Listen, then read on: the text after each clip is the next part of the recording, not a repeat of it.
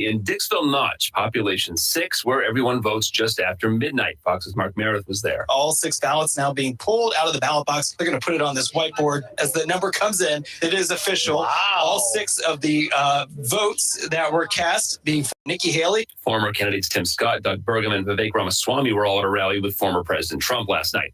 The Israeli military reports the death of 21 soldiers in a single attack in Gaza. A rocket-propelled grenade hit a tank near 2 buildings the soldiers were in. Those buildings then exploded, probably as a result of mines placed by the Israelis to demolish them. Israeli forces are continuing to attack Khan Yunis, where they believe the leaders of Hamas are based. They say they've now encircled the city and killed dozens of Hamas members in the last 24 hours. Fox's Jonathan Savage. America's listening to Fox News.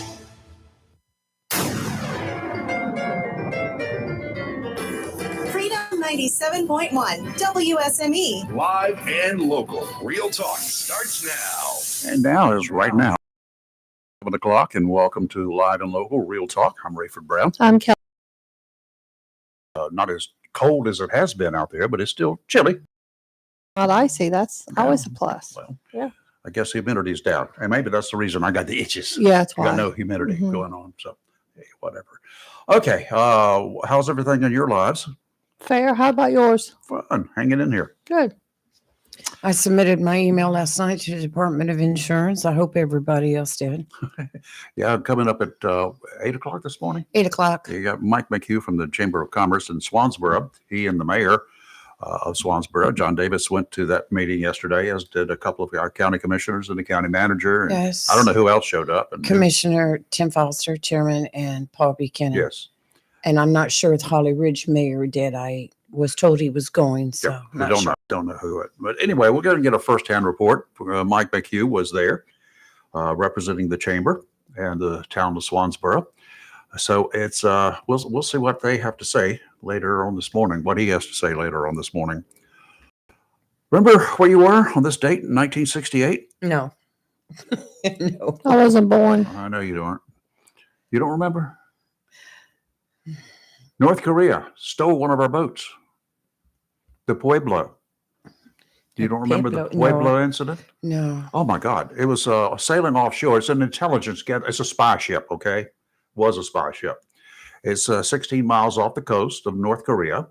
And they sent out boats to intercept it and take it hostage. And that's Oh. what they did.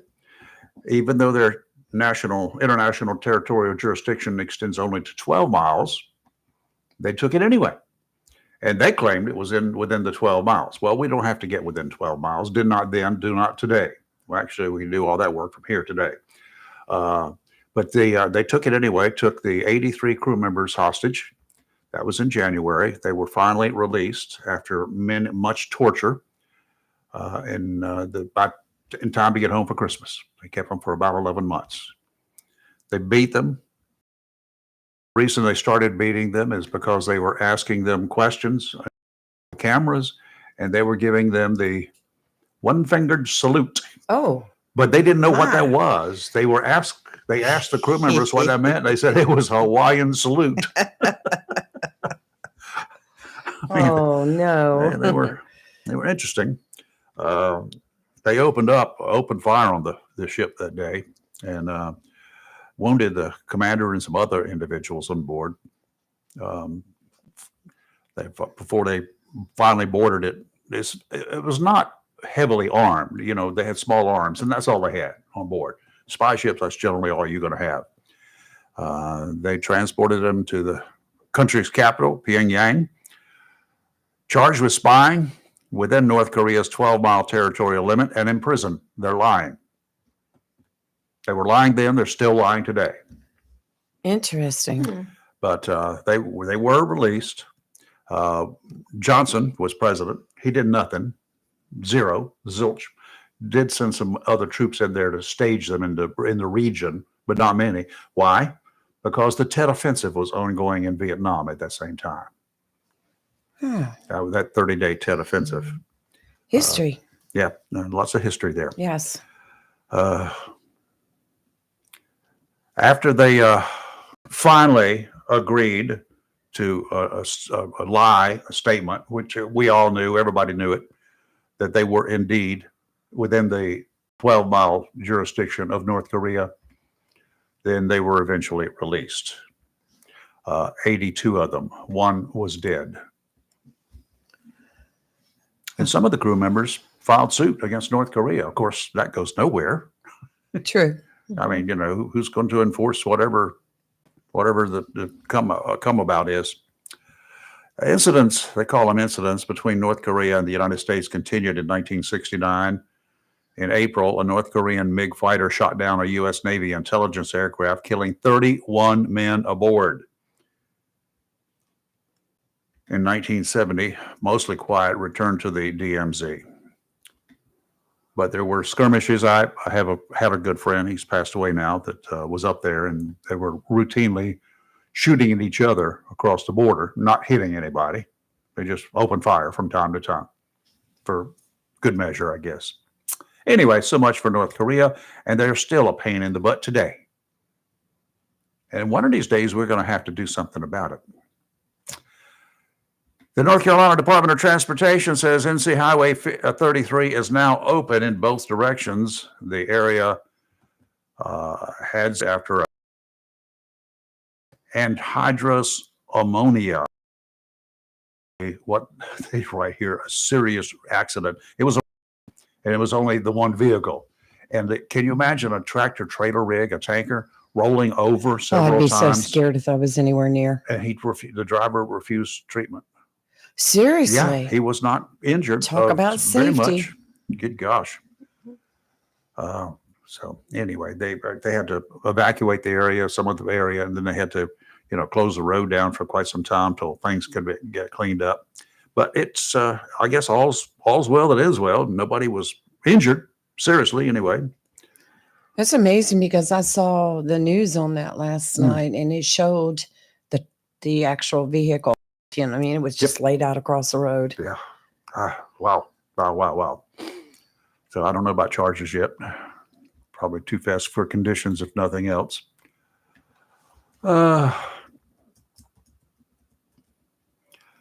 It's primary day. It's already underway in New Hampshire. Yes. In one town, there are generally traditionally three towns in New Hampshire that open their doors at midnight, so you can vote, the early voting.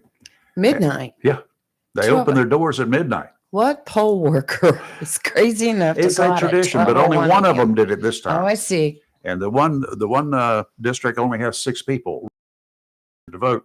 That might be kind of fun, though. Oh, it's always fun. It's a big party. I bet they have hot chocolate and donuts. Who knows?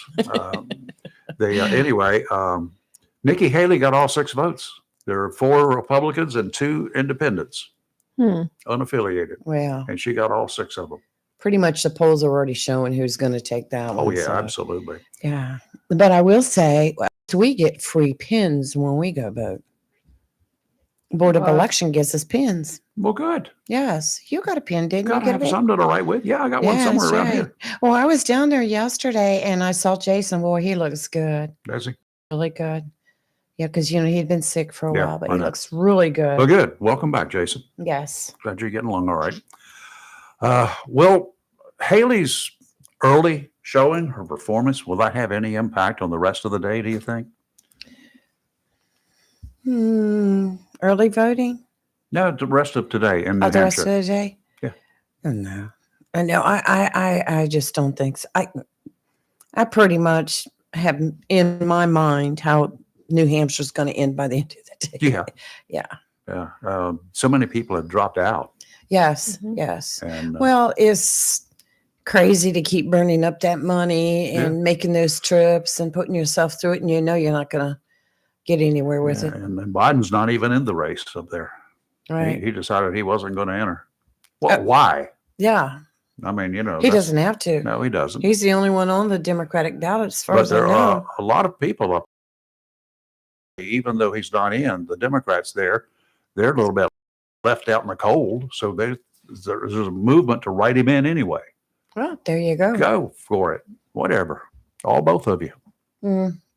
Yeah, It's going to be interesting. We have ours coming up first week in March. We So do. Mhm. early voting starts in a couple of weeks. Oh, it's about So- the 15th of Yes. February. Yes. Good gracious. 3 weeks from now. That's right. Yep. I know absentee ballots have been mailed to those who have requested them. Yes, And it's still not too late to get your request in. that's right. So I don't know.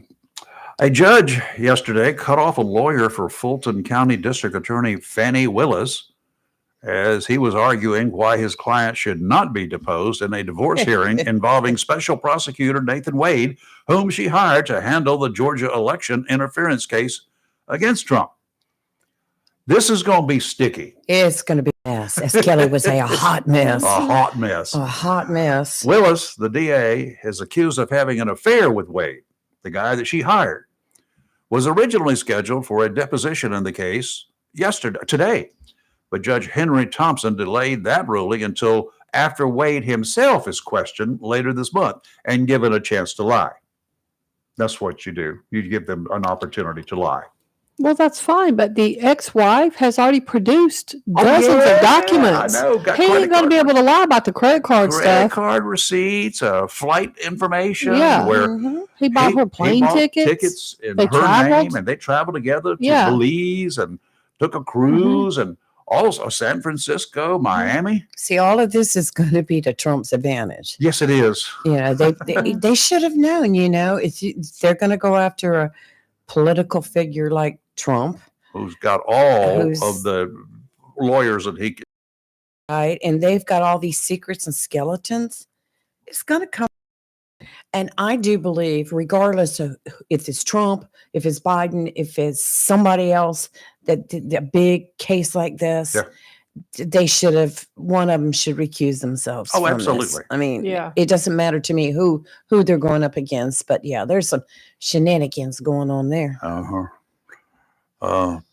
During a hearing yesterday in Cobb County Superior Court, Willis lawyer Sankyu Axum argued that his client should not be deposed because she is too busy with other legal matters, including, most importantly, he said, the election interference case involving former President Trump. Willis manages a staff of 360 plus lawyers, he said. She oversees 20,000 open cases. She coordinates on a monthly basis at least 500 or more cases, Axum told the judge. Of course, the most recognizable case involves Trump. The judge said, you know what? A minute. If you want to narrow your words and all the stuff, just get on with it. Yeah, definitely. So anyway, okay, let's see here. We do have a caller. Good morning. Who's this? This is Jerry Lawrence. Hello, Jerry. How are y'all this I'm fine. morning? How are you? What's up? I just want to make a couple statements here. I know that your local station gets a lot of open stories from the news paper and the news TV shows or stations out there. It loves their news by following your TV or your radio station. And I was wondering why the lady hasn't investigated Louis Rogers' past, where he lied on your show about a legal case in California. Uh-huh. And maybe we could ask why board member Angie Todd is openly endorsing Mr. Rogers. That's her privilege. Yeah, but it's kind of frowned upon.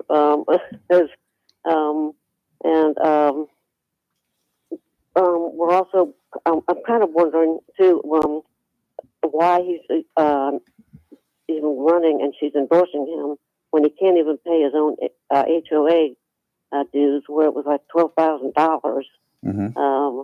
and which been his county taxes. Well, we've asked him. We've offered him the opportunity to come back on the show. Hmm. We want him back on the show, He won't come. and he has not It won't reached come, out. huh? No. We suspect that he won't come. He hasn't told me no. But I've heard other people say he said he wouldn't come. Well, Yeah. But he hadn't said it to us. Yep. Until he says it to us, I can't make that statement. But no, if he's completely, totally invited to show up here, I don't have a problem with Angie Todd or anybody else, whoever they choose to endorse. But that's on them. Right. But for Mr. Rogers, there are a lot of allegations out there, and he's made statements. And yes, according to the paperwork that I have in my hands, Mhm. there are some significant questions that I need to ask him. And I feel the same way, and I'm sure there's a lot of citizens that feel the same way. Mhm. And I'm just trying to understand why he will not come on the station Would in you? order to back his story up where he does it in writing, but he won't come on the station and personally say it out loud. Would you come on? If I felt that I was right, yes, I would. But Okay. apparently, that's what I'm saying. He's not. He is probably scared to death, running wild, or a chicken, or something, because he won't come on your show if he's been invited in order to back up the allegations that are being made against him. Sure. We understand. I'm in your corner. And Channel 12 is not telling both sides of the story. They're only reporting one side, and I think that they should dig in a little deeper with their heels and find out what's really going on. Well, having been a news director, television news director, and a reporter and a photographer, all, a long time, way too long. I can tell you that, unfortunately, sometimes in small markets like this one is, and in Wilmington, small market like it is, you can't really go out and hire a lot of experienced individuals. You bring them in generally right out of school, right out of college, and then you should be teaching them things. But unfortunately, sometimes some of these same individuals get tossed into communities like Jacksonville to work as a bureau chief. They call them, that's what they're called, bureau reporter, bureau chief. And they don't have a whole lot of guidance when they're not at the home ship. You understand? Yes, I understand that. But wouldn't a news reporter want to get glorification for maybe going in a little deeper and trying to get the truth, Well, and knowing the allegations that are made out there and investigating it? some people have a problem in doing investigative work. Okay, I will tell you that right now. I don't. I mean, I grew up doing it in two different venues, one law enforcement and one in television news. But it's kind of easy today. It's really easy today with computers like they are to really get back and dig it out. Yeah. Well, Jerry, I think that newspaper report, I've always thought this. I've always thought newspaper reporters should be objective. And I don't think Channel 12 has been objective with regards to a particular group or certain individuals in this county for quite a while, which is why I now refuse to watch them, because it seems very biased and one-sided. And it's almost as if, especially one or two reporters there, are particular puppets. But I don't think they're being objective. I think they're being very one-sided. But that's just my opinion. They're given the information from one group or one source, and they're not soliciting the information from others. Correct. It's too easy to take it. Here's a handout. I just take my word for it. But No, it's sensationalism. Right. It's almost like they're like becoming like the National Enquirer. No. I mean, and a lot of people are very upset with them. And I know quite a number of people that have now said they've stopped listening to Channel 12 for this reason. Right. I've heard the same thing. Yeah. Well, I'm to the point that I am going to that I have the documentation because, like you said, it's easy to get on the internet and find what you need Just on something and search an individual out. I and just take it to local. be absolutely sure you do it with official sources, not some of the internet garbage, because that's where some of the stuff comes from that these other individuals are getting. They're getting it from from internet garbage sources, Facebook and yada. Right. No, I Right. think Jerry's referring no, to the court documents. I understand. I hope that's what she's referring yeah. to. Right. Okay, I do have court documents. very yes. good. So do I. They don't lie. Yeah. So, and I'm just to that point that if he's not going to come on or face the public, then I'm gonna throw my cards out there and put the word out with my documents that I have showing where he's in the wrong. And it's quite a few. There's quite a few allegations made against him, and I've got the backing. Right. You're invited to come in here. Let us know when you want to come in here, and you can sit down, bring your documents with you, and we'll compare notes. And there's a candidate forum on Friday as well at the Jacksonville City Hall, and the public is allowed to submit questions. I don't know if you can direct them just to one individual, but a question could be worded where they all have to answer the same question. And we will announce what time that forum Let me give is. you the question to ask, if you have to address all of them. Is there anything in your background, your history, that if I knew it today or on election day, that would cause me not to want to vote for you? Yeah. Yes, he That would asked be a good everyone question. that. That would be Yeah. a good question. Yeah. I ask a lot of people that. Yep. You do. Yeah, and that would be a tough one to dodge himself around. Because, like I said, a lot of people are reading things on the internet and on the Facebook, and it's thrown right out there. Public information is out there on him, and he's not willing to back it up, go on your show, publicly speak about the allegations made against him. So I'm just to the point where I'm gonna contact the local TV stations, and especially Channel 12, because like I said, they're not even reporting the real side. You could call them. You could call all three of the local stations and invite them to a sit-down news conference with you, because you would like to. You got some statements you would like to make. Yeah, you could do that. Anybody can. Yeah. Yeah, and show them the documents that I have. Yep, absolutely. I can do that. Have copies of it.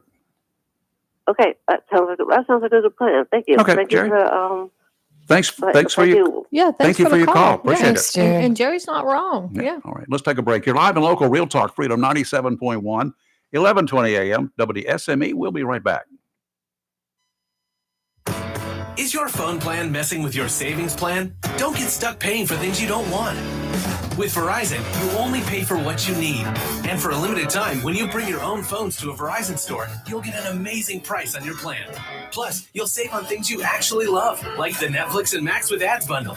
And it's on our award-winning 5G network. Bring your phones to your Verizon store today for an incredible deal. A better plan to save is Verizon. Additional terms and conditions apply. Discover, this is Daniela. Hi, it's Jennifer Coolidge. I just want to thank you for making me feel so special. I earned cash back on debit for my dinner party groceries. That's great. But with Discover Cashback Debit, we give everyone cash back on everyday purchases. Anything else I can help you with? Do you like asparagus and mushroom sorbet? I've got leftovers. Introducing Discover Cashback Debit, a checking account with cash back. It pays to Discover. Eligibility and terms at discover.com/cashback debit. Discover Bank, member FDIC. A plan every adult family member should consider is the pre-arranged funeral. It's the worry-saving thing to do for your family. Making pre-arrangements helps to alleviate the additional stress on family members that can come with arranging a loved one's funeral. Jones Funeral Home's prepaid funeral plan helps remove confusion. They make a practical evaluation of costs possible, and it's the best way to take an unpleasant task off the shoulders of the family.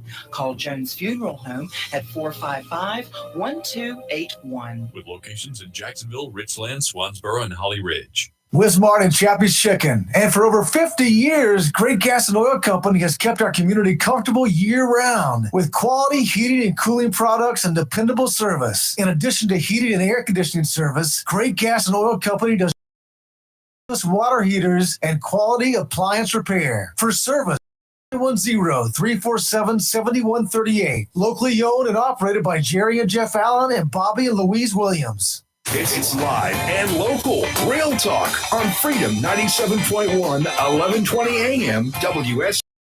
And we're back here. And, that was an interesting phone call for sure. I enjoyed that one. Yeah, kind of cool. If you like fishing, I'm sure that you're like me.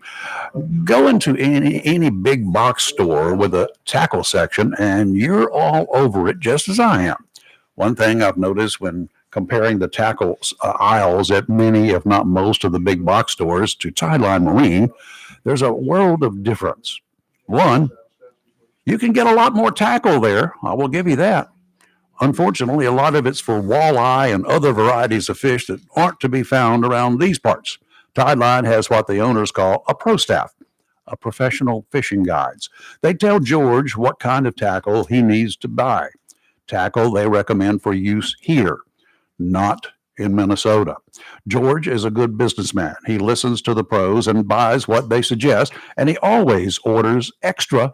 You know why? So that people like you and me and the other customers have an opportunity to catch more fish here. Well, winter is here, and as we all know, but looking at the calendar, we find spring is but 2 months away from day before yesterday. Yay! Later this week, you'll think it's already arrived. This is your cue to start making plans to get your boats to Tideline Marine so they'll have time to give it a good going over, making it spring ready. It's a good idea to take it in by the second week in February. If there's a problem with the motor, better to find it out now so parts can be ordered if necessary. If it's honestly working great, then servicing won't take very long, a week or so. 2 things to consider. When you last used it, you may not have been a problem at that time. If you want to drop it into the water this week when it's nice and warm, you can report it to Tideline. Nothing like having family and or friends meeting you at the boat ramp on Memorial Day weekend and your motor just won't start. Second thing, after you pick up your boat from Tideline, take it for a test drive just to be sure. Tideline Marine and Family, 159 Old Bridge Street on the banks of the New River in downtown Jacksonville. This Arctic high pressure overhead that we've had for a while is going to shift offshore today, allowing milder air to spread across the area Wednesday through late week. Kelly's going to tell you all about that. Easterly winds 5 to 10 knots offshore today, seas only around 2 feet, dominant period 8 seconds.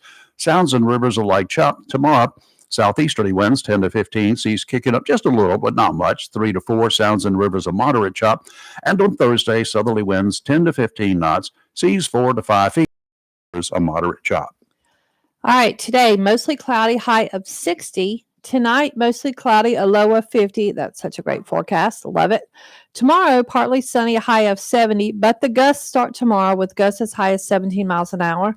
Tomorrow 70. night, mostly cloudy, low of 59. I'll take it. And Yeah, me too. Thursday, partly sunny, 72 glorious degrees, but gusty. I don't care. It can gust. It could be a mini tornado for all I care. It's going to be 72, so I think it's great. Just saying. Did You you get a sunburn. Did you get a picture last night of a fireplace and wood burning? No, I did not. Did you send it to me? I didn't. You check. didn't look at Skype. I didn't look. Oh, it's on there? Okay. Yeah. I should have sent mine because I had a fireplace last night. And this morning, I got to show you the picture. The sky like it was on fire, I right? saw It it was on the way red. up. Looked like it was I burning. saw nothing. It was dark. Red sky in the Yeah. morning. Sailor I know. It's what warning. I was thinking. I actually said it out loud as I was driving. Got a guest in the studio here. Yes, we do. This is Michelle Hallie. with the way I accent that, it comes out. Hallie, Michelle Hallie, and she is running for the Onslow County Board of Education. And I think you were a seasoned educator. Yes, ma'am. Yes. Are you still doing that, or are you retired now? I retired in 2020. Okay, tell us about your time being an educator. Well, it's really interesting because I'm always the person who does something the other way. And when we moved to Onslow County, we moved here for the school system. We had our daughter in a private school in South Carolina and was up here visiting my parents.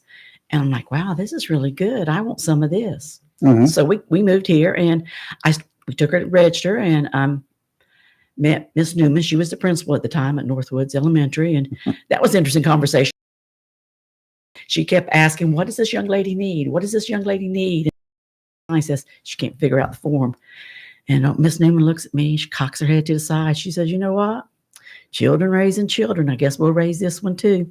And so she invited me on in to be a volunteer. So I started volunteering and really enjoyed it. And they wanted me to substitute teach. Well, you have to have a high school diploma. My husband and I got married as teenagers.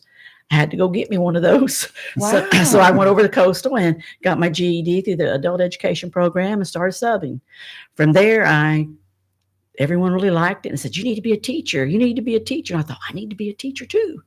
So we decided I'd go on to East Carolina, and I got a degree in secondary education. Go easy Really? on you, yeah. And biology, secondary How and biology. And so Very then, impressive. so I got to come back and be a teacher, which was, that's so neat. I mean, I remember I got hired by Brock Ridge.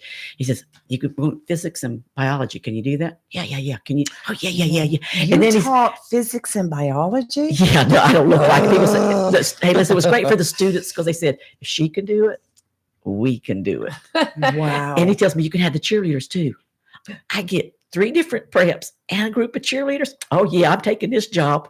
Oh, Wow. gosh. So- To start off and not having a high school diploma. That's You're teaching. amazing. I That love is it. biology. awesome. Mm. I love it. I love it. That's great. The biology I could do, but physics would Did be you a have huge to- no for me. Physics Mike, wasn't her bad for friend me. Mike is here, and we all went to Jacksonville, and Mark Carter. And do you remember biology classes having to dissect those big bullfrogs? I mean, really? I What? used to do that with a lawnmower. What did I get out of that? Should Have have done a pig because they look like us and In college, I had to do a pig, and I cried, and I named it, and cried my way through the whole thing. Did you And have a pork shark. chops too? The shark was cool. Did you have pork chops afterwards? No, I did not. I didn't want to fool with that. You No, know, I hated it. They wanted me to do a cat, and I refused. After having Homer Spring on a couple of weeks ago, everything I do now, I was like, "Oh, it's math. It's math. It's math." It is you know? math. Cooking is math. Mhm. But I got thinking, what did I benefit from dissecting a frog? I'm not Kept going to your answer that on the interest. air. Interest? It kept you interested. Children, they want to It didn't dissect. keep me interested. I think, stop. well, you had to say, "Oh wow, guess what we're going to do? If we're really good, we're going to meet Mr. Frog. And we're going to find out what he's about." I wonder if they still do that now. Some do. A lot of times they do stuff virtually now because you can do a lot of things you used to do hands on. Uh-huh. But I do think you miss some of it. Oh, you miss a whole lot. I mean, Yeah. Well, the we whole- had yeah. to dissect in biology 1, had to dissect. The first year was a earthworm. I did that. What? Yes. Most I've Lame. done with those is put them on a And a hook. spider. Stupid earthworm. Yeah. But if you can get them just open right and see that little brain, Uh-huh. that's amazing. Well, You see- I've been to autopsies too, and I was looking for the little brain or something. Michelle, you started all this with the biology. So. Sorry. So, what made you want to throw your hat into the ring? The for crazy 4 one.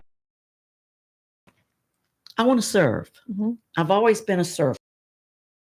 Community into our environment. My husband, at one time, we were youth counselors. Mhm. Tried like, I don't know about all that. Same thing about the Board of Education. People spoke to me about it. I've been, But out you've for been 10 years. there. You've been in Yeah. the Well- field, so you know. well, yeah, I've even been on North Carolina State Assistance teams. So I've been, Oh, okay. You really know. so Okay. I've done that too. And then, you know what I've done? I did a internship Mhm. with UNCW teaching alternative pathway to licensure. I've worked with the National Science Foundation. I mean, I really had this unique. You have a very Aren't comprehensive. you yes, overqualified? No, it's exactly qualified because I've seen it all. Yeah. Okay. And so I'm thinking, I'm like, I don't know. And I prayed about it, thought about it. And I want to work with our school system and our community. I stay involved in it. Well, I think But that's good. And, I support public education. It's public education is the thing to me. Mhm. And I know I said when I was in South Carolina, I had my daughter in a private school. I didn't like that. I wanted her in public education. I had to find some place that would meet my needs. And now I want to work collaboratively with others to ensure we're meeting the needs of our educational system and our community. That's the only way we're going to ensure we have an effective school system. Tell me what the weaknesses are The weaknesses of the school in system. our Education. local system. Yeah. Mhm. I think it's collaboration, working as a unit with all stakeholders, everybody working together. That's a weakness, not having it. Yes, you got to. If you and I don't have to always agree with what you're going to tell me, and you don't always have to agree with what I'm going to tell you, but we should be able to talk about it and look at what's going to work best for our children. And we've gone through a lot of changes in the past few years, and the COVID thing wasn't good and all, those different things like that. But I think what comes into a commonality, for all of us, it's the child. Do we care about the children? Mm-hmm. Is that why we're here? I mean, supposed to be. Yeah. I mean, I know every day I've always been thankful and humble that I was allowed to work with children. I mean, what's the greatest thing in the world? You get to affect a child's life, therefore affecting the future. But am I doing it in the right way? And am I doing it with a group of people who want to do it with me? And you don't have to have a complete commonality in thoughts and ideas, because the best thing in the world is for you to tell me something I don't agree with and let me go home and think about it, because I'm going to. Well, wait a minute, maybe it meant this. But if you and I can work together with all those disagreements or non-disagreements or things we do agree on and look at all facets of the situation, you got your success. I don't know if you've seen any of my stuff out lately, but my thing when I started thinking about this was my head, my heart, and my hands. How do those three work? And how do I keep those together to make sure I'm productive and effective?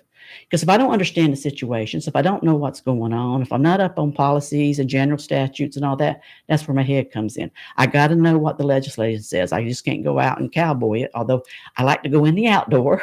But you got to do what you got to do. But then I've got to have the heart to listen to all sides and see how can I work in what my realm of structure is for the best outcome for my students, for my community, for my staff, for the people that I'm engaged with on a daily basis. Just, this is our community.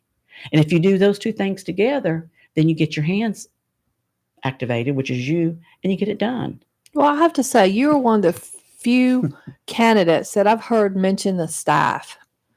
I think that's very interesting, and I applaud you for that, because you can't have a school system without staff. Well, I just wanted to also add to that, and I'm glad you said that, because just listening to her, I think of all the candidates we've had thus far, she has said the most. I agree 100%. Condensed it, in 7 minutes, and I find it very impressive. Well, thank you. Now, I have a question for you. So my mind might be about to change. No, I'm just kidding. What are your thoughts? Because this is something I have a particular interest in. What are your thoughts on book bans? It makes me think when I used to watch TV when I was a child, and they were burning books out in the center of schools and of colleges and all. I think all material in a school needs to be age level and grade level appropriate. Agreed. I think it has to be approved by the State Board of Education and your local school boards of what needs to be there. And there's something that doesn't belong in there because it's not age level or grade level appropriate or appropriate for what we're teaching, then we need to address that. And my thing when I was looking at, was I going to put something in my classroom? Was I going to show something? Was I going to do something? How did it align? How did it support what our outcome for the children were? Was what we want them to do? And did it support that? Or was it just something that was my thing? Because I wasn't teaching for my thing. I was teaching so I could educate children so they can make really good decisions when they grow up, because they're going to take care of all of us.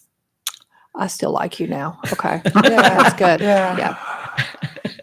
Let's take a break, and I'm going to go ahead and give you a question I'd like to hear a response from. I'm sure you've been to some of the school board meetings, and I'm sure you've watched them virtually. I just want to know what your perception is of the way that school board is run. You're live in local Real Talk, Freedom 97.1, 1120 AM, WSME, and we'll be right back.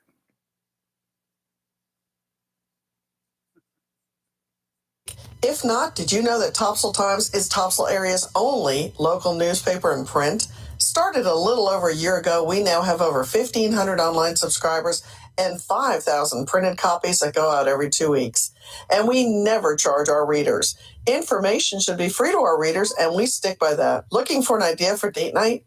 Want to learn some local history? How about asking a veterinarian about your pet? These things and more are available in each copy of the Topsail Times newspaper. Want to get the word out about your business? We offer great rates for full color ads, and the online paper version is always included for free. Need help designing the perfect ad? We can do that too. We're always looking for human interest stories, so start writing. And we love local photos too. Check out our website at topsailtimes.net, where you can find out where to pick up a copy or check out our latest publication online. Looking for a job? Full-time? Part-time? Il Cigno Italiano Restaurant wants you. We're currently hiring for hostesses, servers, bartenders, and dishwashers. Il Cigno Italiano is a family-owned, fast-paced restaurant that offers the best in fine dining on the Crystal Coast. If you're hardworking, reliable, professional, and have a desire to always strive for better, we want to talk to you. Make great money and be a part of an outstanding, dedicated team. Il Cigno Italiano on West Corbett Avenue in Swansboro.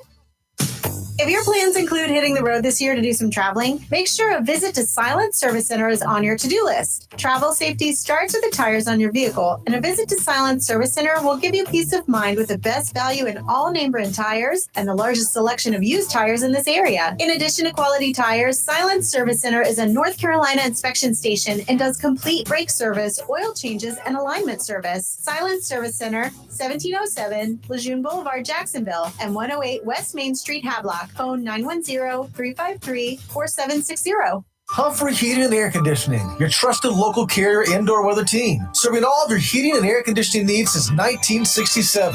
Now offers residential and commercial duct and dryer vent cleaning, and now offers expert residential and commercial plumbing service. In case of a power outage due to a storm or for any other reason, be prepared with a Generac generator for your home or business. Humphrey Heating and Air Conditioning has Generac generators in stock, ready to install today. Remember, better breathing comes with cleaner air. Let Humphrey Heating and Air Conditioning improve the air quality in your home or business with professional air duct cleaning. As always, Humphrey Heating and Air Conditioning is available 24/7 for all your heating, cooling, and plumbing emergency needs. Turn to the carrier experts, Humphrey Heating and Air Conditioning, with locations in Jacksonville and Hampstead. Visit online, humphreyheating.com, and follow us on Facebook and Instagram. Humphrey Heating and Air Conditioning since 1967. Relax, we're on the way. It's live and local. Real talk on Freedom 97.1 WSME. And we're back, 742. And in the studio with us is Michelle Halley, and she's running for the Onslow County Board of Education. We haven't even asked you what political party, and I don't really care. So I could tell you. What? I'm Republican. She's a Republican. Talk like We've one. got some Democrats coming in. I know. Yeah. Didn't we have one already? Yes, we've had a liberal and a Democrat. Yeah. Libertarian. Libertarian. Yes. I'm Democrat. sorry. Yeah. Okay, Michelle, the question for you, as I posed to you just beforehand, if you, as an observer of their Board of Education meetings and some of the things that have been said during the meeting and after the meetings, do we have an issue? I think we have a situation where we're not working collaboratively. We're not working together as a team, and there must not be enough open communication as where everybody feels open in it. I would like to see things more proactive, positive interactions. We can disagree, but can we do it in a proactive, positive way that's good for everyone?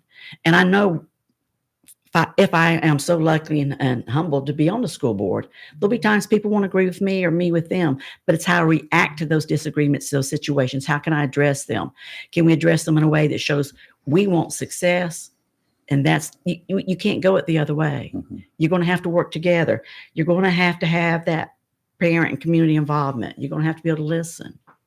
And you're going to have to take it in and think about it. You can't always make decisions right on place. And sometimes people do get passionate and get excited and get upset. Mm-hmm. I can. And usually it's over like it's all good sale. But anyways, I'm happy about what I'm doing, but am I doing it for the right reason? And what am I bringing in with it? So I think it's those, we need more proactive, productive interactions where we listen, not automatically like, what'd you do that for? Or why didn't you ask me that? Otherwise, we're never going, Quit being defensive. Yeah. Right. I mean, we're all, have you ever gone places all day long and been in a bad mood and just start to smile? Yes. Just keep smiling. Well, listen, you learned it when I was on the state assistance team. What are you here for? Oh, well, they told me I had to come, and you want someone that kind of likes you to come, where you're always happy. We don't like you. I said, it's okay. You don't know me, but I would decide who.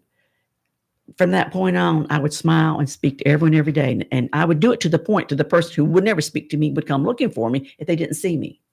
Because they knew that while we didn't agree on everything, that I was really there, honestly, to help. I wanted to be part of the solution, not a part of the situation, as in a non-constructive situation. When I start smiling, people start running. They're like, what's going on? Yeah. Well, I walk around a lot like this anyhow. Yeah. Well, you've got the perfect smile for that. Yes, you do. If there's one issue that you would like to, or situation you'd like to bring up or get started with when you're on the school board, what would that be? A safe learning environment. You can't learn School safety. if you don't feel safe. And that goes for our staff as well as our students, or our parents that are visiting, anyone's on the campus. You can't sleep at night if you don't feel safe in your home.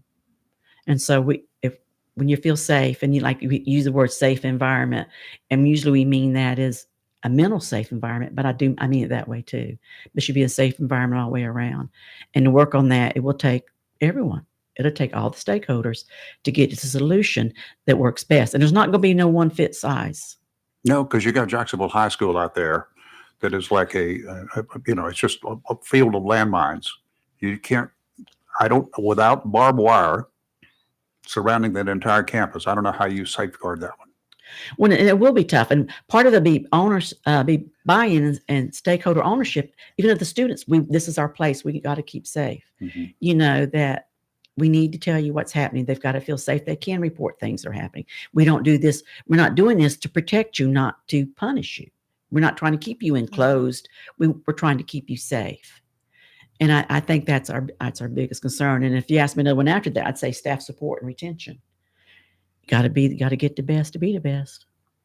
That's true too. That's like I very true. said, she's one of the few people that's mentioned the staff. I mean, you can't have a school if you don't have staff. And it's That's cheaper right. to keep them than it is to hire new ones. And to support the staff and to Yeah, work and with to the staff support them, instead of 'cause beating them up all the time. I've got friends that are teachers that don't feel supportive. There's family members here that are teachers that don't feel supportive. And I think that's what they need. And they need higher pay. Yeah. Period.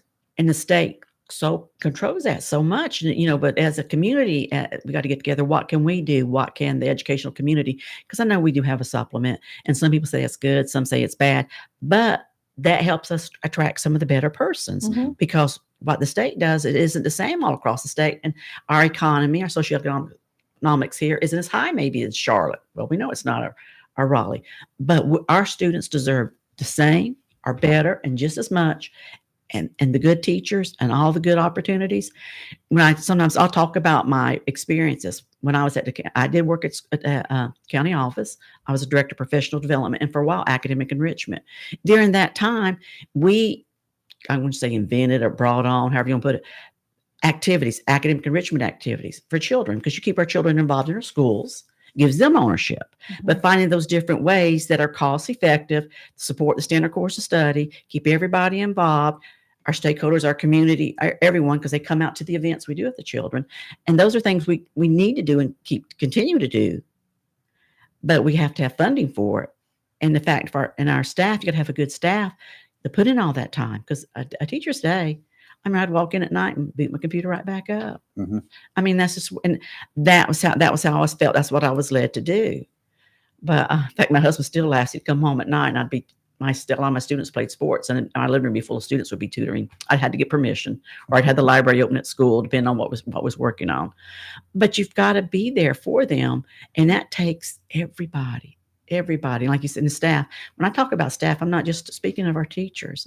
I'm talking about everyone in that school, because that's how I couldn't have done it if I didn't have everybody there. What are your views on like special education or EC classes? That's a difficult question, because there's so many things you can look at. We really have to hire and keep good qualified teachers in that field. Yes. Not just anyone can go in and teach exceptional children. It's true. And then we talk about that exceptionality runs the realm.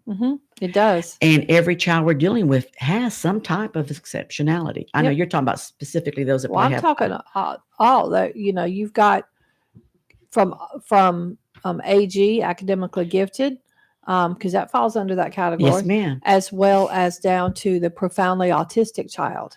Because I think every child, regardless of aptitude, deserves an education, and they deserve to not be, overlooked. Well, I agree 100%. And I say that, and I'm always going to talk off of experience. Our son, he was just this when he used to do the CAT test. He was always just right there, but never made it over the hump. Just right there, just right there. So I used to go to school all the time. Can we get him in? He had a speech impediment. I said, can we get him in speech? Well, he doesn't qualify. His scores are too high, and other qualification areas we just didn't fit into. I went all the time. They finally said, why do you want this? I said, because I don't want him left behind. Yeah. He doesn't cause trouble. He's a cute little kid. His parents volunteer. So you're going to treat him nice, but he's going to get through the crack, and he's not going to be who he wants to be. He ended up graduating, I think, number 8 in his class from Richlands. No child left behind. Yeah, but it's just it's that parental involvement. But remember, I told you they invited me in. They wanted me part of their community. And good gracious, I did not look like, they talk about judging a book by the cover. My cover didn't look like any of their books or them, but they recognized that was okay. But then I found my niche and kept working and doing stuff. But I went and requested that, and they worked with me. He spent just one semester. And it was a can I mention the name of the person he was with? Yeah. Sure. Polly Bridge. They asked her if she would do it because he didn't fill in, because she gave up her planning time. But after that, but sometimes that's all it takes. yeah, by the time he got in high school, he was in the gifted classes because of his math and all. He just needed that little extra hump. Some need this push. And my husband and I were working with him, but I knew he needed something I couldn't something give. other than oftentimes it's not just the parents working. Sometimes kids do better when it's not a parent working with them. Well, yeah, because he had speech from Miss Dewhurst when he was in first grade, but he just still wasn't getting to where he needed to be. And they listened to me. Now I was very productive about it. What can I do? What can we do? How can I help? What can I do to help her classes? If she's, I would have anyways, but I mean, we got to work with everybody, but they listen. And I know he's not the only circumstance. We seem to hear more about when it doesn't work, but why isn't it working? And how do we address that? How do we ensure? Because every child needs to be there. We have what's called a norm of for testing or for anything. What is your head? How do you think? What do you do? And all this kind of stuff. But sometimes maybe they're just smarter than us and we don't know how to talk their language, but they learn, but we want them to learn our language. I love you. You got my vote. I'm going to go ahead and tell you. I'll say that on the air. And I normally don't say so much about who I'm voting for, but 100%. And if you talk to me, oh, she means that. I really do. Here we go, another story. When I was younger, I was a cheerleader. Can you believe that? Yay. And we worked in a rehabilitation center in the summertime. And that's where we're working with special needs children. And we did it. And in the winter, we'd work on weekends. And in the summer, we'd do Mondays, Wednesdays, and Fridays. And the parent would take us. And the children, they were children and adults. But I already was drawn to children and to work with those who someone else, they're not throwaways. They're important aspects of society. And who knows what's in that little mind if we can just figure out how to get into it. Good. How can people find more about you? Well, I have a Facebook page, and when you see it, it just says Elect Michelle H. Apparently, someone with the last name of Halley wasn't nice. They won't let me use Halley. Really? Yes. And I sent emails and all that kind of stuff. So I thought, well, I'll go with Michelle H till I can get them to give me Halley at the back of it. It's at facebook.com/Michelle Halley, MICHELEHALLEYBOE, and you'll get to my Facebook page. Okay. And up there I have what my priorities are and some of my background, my driving force for when I decided what you come up with a statement when you decide you're going to do something. And mine was developing effective partnerships with all stakeholders to ensure continued success through the H3 approach. And that's your head, your heart, and your hands. And I promise anyone who used that approach to anything in life, you're always going to be successful. Michelle, what's your email? H Halley. Nope, that is it. Nope. H Michelle. 809 @gmail.com. Okay. Lee's putting this on our show page, so people have it. Yes, I'll put your Facebook up there. H Michelle 809 @gmail.com. And if you ask me what does it stand for, nothing. It took it. It's what you liked it. It worked. Hey, You liked 809. I thought It about appealed 789 to you. 789. I said, well, 8 hung up 9. Okay, 809. I like it. That's the way teachers think. I like it.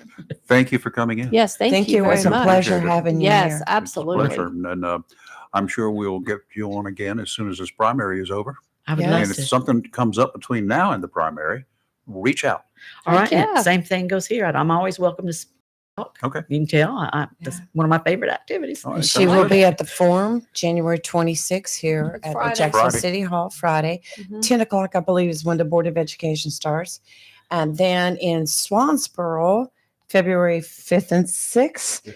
At 5th 5th and and 7th. 7th. And Mike McHugh's here, and he's going to tell us about that too. Okay. So All right. Thank you. Thank you. Really And I appreciate appreciate it. I Thank appreciate you. the opportunity. yeah, it You're was live and great. local, Real Talk, Freedom 97.1, 1120 a.m. WSME. We'll be right back. In a season of falling temperatures and rising energy bills, your local Bryant professional is always ready, standing by to protect your home's comfort and defend you from uncomfortable temperatures and the higher energy bills associated with them. Ready to do whatever it takes for your home, your family, and you to be comfortable without breaking the bank. Because when the temperature falls, that's when your local Bryant professional turns up the heat efficiently. Call Down East Heating and Air Conditioning at 346-4311 and let them keep you comfortable this winter. Down East Heating and Air Conditioning, serving our community for over 25 years. Also, Down East can help you with your home guttering needs. Call Down East today at 346-4311. Bryant, whatever it takes. Welcome to Lane & Associates Family Dentistry, where we love to make you smile. Now proud to be working with Doctors Kim and Tommy Morgan, formerly Morgan Family Dentistry. The Jacksonville and Richlands Morgan offices of Lane & Associates Family Dentistry blends the latest technology with personal care and attention, so you have an amazing dental experience. The offices of Lane & Associates welcome all ages and accepts all major insurances, including military. Lane & Associates Family Dentistry has been serving the state of North Carolina for over 40 years, with 2 locations in Jacksonville, Richlands, and Maysville. Call for an appointment today at 877-LANE-DDS or online at lanedds.com. Welcome to Lane & Associates Family Dentistry.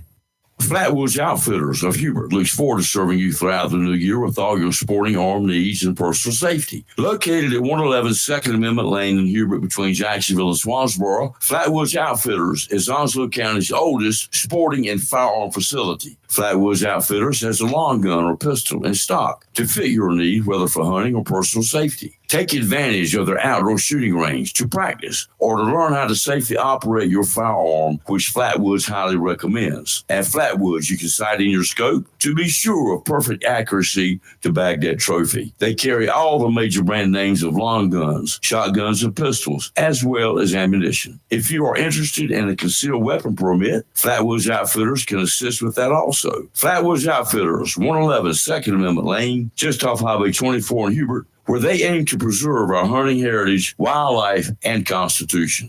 Freedom 97.1 WSME. It's live and local real talk on Freedom 97.1 WSME. And we're back. What an interesting, very interesting interview. I like her. I noticed. Yeah. So, Yeah. But she's got actual answers and Yes. actual thoughts, you know what I mean, that are genuine and that are very indicative of the needs that need to be addressed in the school system. and she had desires Yes. to be a teacher right up front. She was a teacher, so she gets it, but also she's got real solutions, not what I call cookie cutter or kooky. Yeah. I mean, she's got legitimate answers. So I'm all about that. And real quick, I want to give a shout out to someone that I know is listening. So Gwen Lane, I know you are listening. So I want to thank you for that. I know you're a loyal listener and we love you for it. Sounds good. Yes. Also, this forum coming up this week, Yes. moderated by It's going to be it's Elliot. Elliot Potter. Potter and Glenn Hargett. Glenn Hargett, There yes. you go. All right. Yeah. 2 veteran news guys in this area Yeah. too. Yeah. So I think it'll be a good forum. it should be good. Yeah. I plan to be there. Oh, I hear it. Yeah. Michael McHugh. Hey. How are That's you? a tough act to follow, guys. Thanks. Yes, she was really, I You'll be really fine. enjoyed that interview. Uh-huh. Very impressive. Yeah, I was impressed too. We don't normally get too many political politicians. They are politicians when they file Right, for office. right. We don't get too many of them who are as direct. Direct Some of and them are fluent. kooky. Yes. And we've been through some of that, and some of them have so much to hide. She doesn't have anything to hide that I can see. Yeah, Michelle told me off air that she's been in the class, in and out of the classroom because she did some other work, and you mentioned it at the county level. But 40 years, Yeah. and you're that's Very a diverse. big resume. Yeah. I'll be interested to hear how at the forum the questions that Elliot and Glenn pose. Because I'm going to be there because we're doing our forum on February 5th for education, Board of Education. So it's always good to hear the Get questions that prepped. are posed. Get prep. I'll probably use a few of those if I'm they, sure they you seem will. intriguing. So we're gonna pretty much mirror. I told Michelle our forums are pretty much the same as what you'll experience in Jacksonville, with one exception. They do those rebuttal cards. Oh, at yes. Jacksonville. I'm going to Yes. incorporate that in ours. I like that idea, and it gives a chance for the candidates when somebody or something is brought up that they don't have, they're not on the clock, that they can get whatever the time allowed is. I think it's 30 or 60 seconds, whatever. But we'll bake that into our program as well. So that's Monday, February 5th at Swansboro Town Hall. Doors open at 5:30. We're going to do the two House candidates, George Cleveland and Wyatt Gable. Gable. Gable. In fact, he's going to be on next week. Oh, good. Okay. 21 years of age. I heard he's young. Impressive Yeah, young I man. heard Oh, okay. quite a juxtapose there I've got boots that old. with Representative Cleveland on one side and, Right. and the young man on the other side. Walter Gable was his granddad. That's what I understand. Yes. I knew Walter very Yeah, well. I knew you knew Walter. So we'll do that, and then followed by the Board of Education. And I forget which, Lee, you probably know this. One slate has 10 candidates, one has 9. I'm talking about the commissioners and the Right. Board of Education. So the commissioners will go up on Wednesday, February 7th. That's going to be an all venue. day. Well, you know what? It's a lot, but Yes. we have a time limit on the questions. Right. We'll get our prepared questions out there, and then we'll have fishbowl from the audience. So it'll all work well. And I think for the most part, I think all the candidates will probably attend. We're doing contested races, so that means it's Republican candidates that will be there, and we'll see what happens come the general election for a second forum where we have all candidates that'll be on that ballot. But for now, so I'm not dissing the Democratic candidates, but there's no challenges there. Yeah. So, and then same goes for, because I know this blowtorch reaches into Carteret County. The races over there aren't contested either, and their commissioners and Board of Education, they work on a precinct level. So we would be looking at the western precincts of Carteret County, and they're not contested. So kind of got us off the hook, which is nice. But we'll DOE focus has on Ontario County. 12. Excuse me. Yeah, but that 12. includes the Democrats, correct? Yes. Yeah. So this is going to be Republicans only, yeah, though. yeah. Because I heard you had a candidate on last week. We did. Robert Lefevre. Lefevre, yeah, and he lives out my way. He's out in Yes. Halls Creek, I believe. And I was listening. I'm like, God, I don't remember that name, because I sent these Right. invitations out both by email and by snail mail, and then it dawned on me he's running as a Democrat. So Right, we'll right, catch him yeah. in the fall. Yep. That's right, because the Democrats that are running are already on the ballot for the general election. Yeah, I don't know. Does Jacksonville? Do the Democrats come to the Jacksonville forum? Do they bring everybody there, or just contested? No, just I think the, just contested. Contested, just okay. Now that you contested say ones, that, yes. yeah. Yeah. So I mean, they keep their powder dry, Mhm. right? Yeah. They Right. don't have their signs out. There's no Right. purpose for it. I mean, Well, Lefevre has his signs out because he was putting them out this weekend up in your area when I Name was. recognition. you know, I recognition. have the only signs that I have seen out so far is Commissioner Paul Buchanan. He lives out That's what my I way. Yes, Well, I that's the put them only in ones I've Swansboro on seen. Sunday. You I did. was out Sunday putting them out in I haven't seen Swansboro. for Robert. Unless somebody tore them down, they're there. Don't go there. Yeah, because I wrote made a list. We know where everyone is. in And you got a Swansboro. trail camera up whenever one of I'm them too, telling you don't you? what, like I'll mess with my signs. I'm gonna be upset because those things are expensive. And that's like the third rail of politics. I remember, Yeah. and you know this, Oh, right? God. Working in news, you'd always get that one call, like somebody is stealing signs. Yes. Mm-hmm. You know, and oftentimes the talk, the banter in the newsroom was, it's probably the candidate stealing their own signs so that they Mm-hmm. get some, juice and Yeah. get some publicity. So I know a couple of instances where they called me, and that's when I was chairman, and they gave me information where a bunch of signs. Some people were. film The back people of a trunk of a stealing. car. In the remember garage that. of a house, Yeah. because Yeah. somebody decided to, instead of flamingos, they decided to steal signs and put them in this one guy's yard. He got up the next morning, was panicked. that's the third rail. You don't touch. Yeah. Even when I'm walking That's how you get shot. Well, like, when I'm really. walking my dog, and again, I'm out by Hammocks Beach State Park. There's often at intersections, the Skelly. Right. Yeah. They're always like staged by side, and oftentimes the wind blows them down. And I'm Yeah. like, I see it on the ground. It's like, do I pick it up? And I'm looking around to make sure that I'm clearly picking up the sign and placing it back in the ground.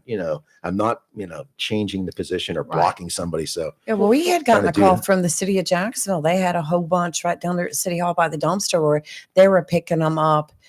They were in Wrong places. wrong places, and they were picking them up, and bringing them back, and they were about to Yeah. go in the dumpster, but we were able to retrieve them. So And the town of Swansboro is kind of weird with their ordinances. yes, they have as an far- ordinance. You have to You can only fill have out a paper. Yeah, and you can. There's a certain number of signs, 1 or 2 per parcel.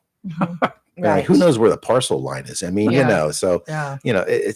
they should just, it's a short period of time. It Let the is. signs be out Yeah. there, and then I think for the most part, the candidates, I know in the past municipal races we just went through, they're very good about. And Kelly said you make notes where you put them. That's Yeah. important. They're very good about picking them up. If not that night of election results, Yes. the next morning they're pretty much all gone. It's amazing. It's Right. you know, And I'll get with other candidates sometimes and say, hey, I've got your I've seen sign. that. I'm getting them. They're like, yeah, cool. And grab mine. And then we Yeah. just, it's just what you're supposed because they to are do. That's what you expensive. do. They're That's very right. expensive. Yeah, people don't realize that. I mean, No. depending on the volume that you buy, they're over $10 per sometimes. Oh, The yard sometimes signs. even more because Yeah. you got to buy the metal thing Yep. is separate. Yep. So Stuff's not cheap. There were all sorts of stories about signs over the years. I think that every candidate should put up a bond for their signs, just a flat rate bond, $50 or $100 or whatever, and that within 10 days of the election, if they don't have them up, it's forfeited and doubled. What? He means Pull the signs pick up down. your Take 'em signs up. after the Yeah. election. I know. thought you- Because after that time, they're litter. Yeah, Exactly. I can tell you that every year the GOP, they have very active. Glenn Spradlin and his wife, they do what Signorama and try to enlist help. And we have a business person that volunteers a free open space over next to the Sonic on 24. Yep. So if you see signs, pick them all up and bring them over there and dump them. And then we sort through them and we'll call the candidate and say, hey, come check every other day and pick up your signs. But if everybody did it, it made it so much easier. That would so be the much right way to easier. do it. But I remember in the Yes. past years, Highway 74, 76, going towards Whiteville, up in the swampy area, how they got them up there, but they nailed signs up that were up there for years on years and years from one election to the next one. They just didn't have to put up new ones. I've seen one Oh, or two wow. here or there traveling in and out of the county. You'll see one. Jesse Helms for Senate. Pretty much. That was one of them. Jesse Helms. Okay, Michael, you did a road trip yesterday. Yeah, took my deputy director Susan Cummings and myself. We ventured up to Raleigh. Oh my God, the construction up in Raleigh. Oh, It's it's amazing. awesome. Yeah, I haven't been It's up a there. I lot. hadn't been up there in years, and I was not to deviate here, but I'll deviate for a second. We were talking about the road projects expected to happen around Swansboro or in Onslow County. We have a little bridge going over Queens Creek. Oh my goodness, they're building some huge, interchanges up in Raleigh area. Once you get past on I-40, exit 312, Yeah. it's just game on with Yep. construction. My goodness, I know. I was up there about a month ago. Yeah. So we got there. We were there for a. It wasn't a hearing. It was a public comment forum. They were very certain to tell you that as we walked into the room. What struck me and what I was surprised about was that the hearing was to begin at 10 o'clock in the morning. We arrived around 9:30, and it was at what used to be where the Insurance Commission was housed. It was at 325 Salisbury Street, Yeah. right across from the I know where legislature that building, is. right? Yep. And we go into the parking lot, and there's no cars. What? Are we at the right spot? So we got a spot right at the exit, right at the entrance. We walk into the building, and they have 2 magnetometers there and a security. It's actually Capitol Police that are there. So we cleared that, and they directed us to the Jim Long auditorium, and it's just a small room. It's about larger than this room here, Rayford. It wasn't that. I opened the door, and we're met there by Paul Buchanan and John Davis, the mayor of Swansboro. So there we are, the 5 of us now in this room. Wow. And they have a sign-in sheet, and it's John Davis, it's Tim Foster, and it's Paul Buchanan. So I signed the sheet number 4. The people started to come in when the meeting was to begin. There was about 24 people in the room. Really? Yeah, not all of which signed up to speak. They had the program videotaped, and they also had a WebEx live, so people can make comments there or watch it. The commissioner was not there. Mike Causey was not. Wait, was not there. No. What's wrong? See, I would have thought he would have been. Well, why was he not there? Well, I heard the gentleman, the people who were running the program were staff. Mhm. and they said that because this has not come before the official insurance Okay, got board, it. they don't want to be biased by it. Right, True. right. Okay. But I see you that. should hear what I mean. He's I an do elected think official. You I'm should- sure he was watching it. Perhaps, yeah, perhaps. He did have, though, in the audience, a North Carolina Senator, Natasha Mark, out of Mecklenburg County. Mm-hmm. She's also running for insurance commissioner. So she didn't have, she had some constructive criticism, I should say, for Mr. Causey, saying that, the people are here. You should hear what they have to say about this issue. I agree with that. I do. do. I mean, I do agree with that. I don't know how being there could constitute a bias. No, you should hear it. Yeah. You should hear it. Yeah. She went on to say that, that they should have a full hearing.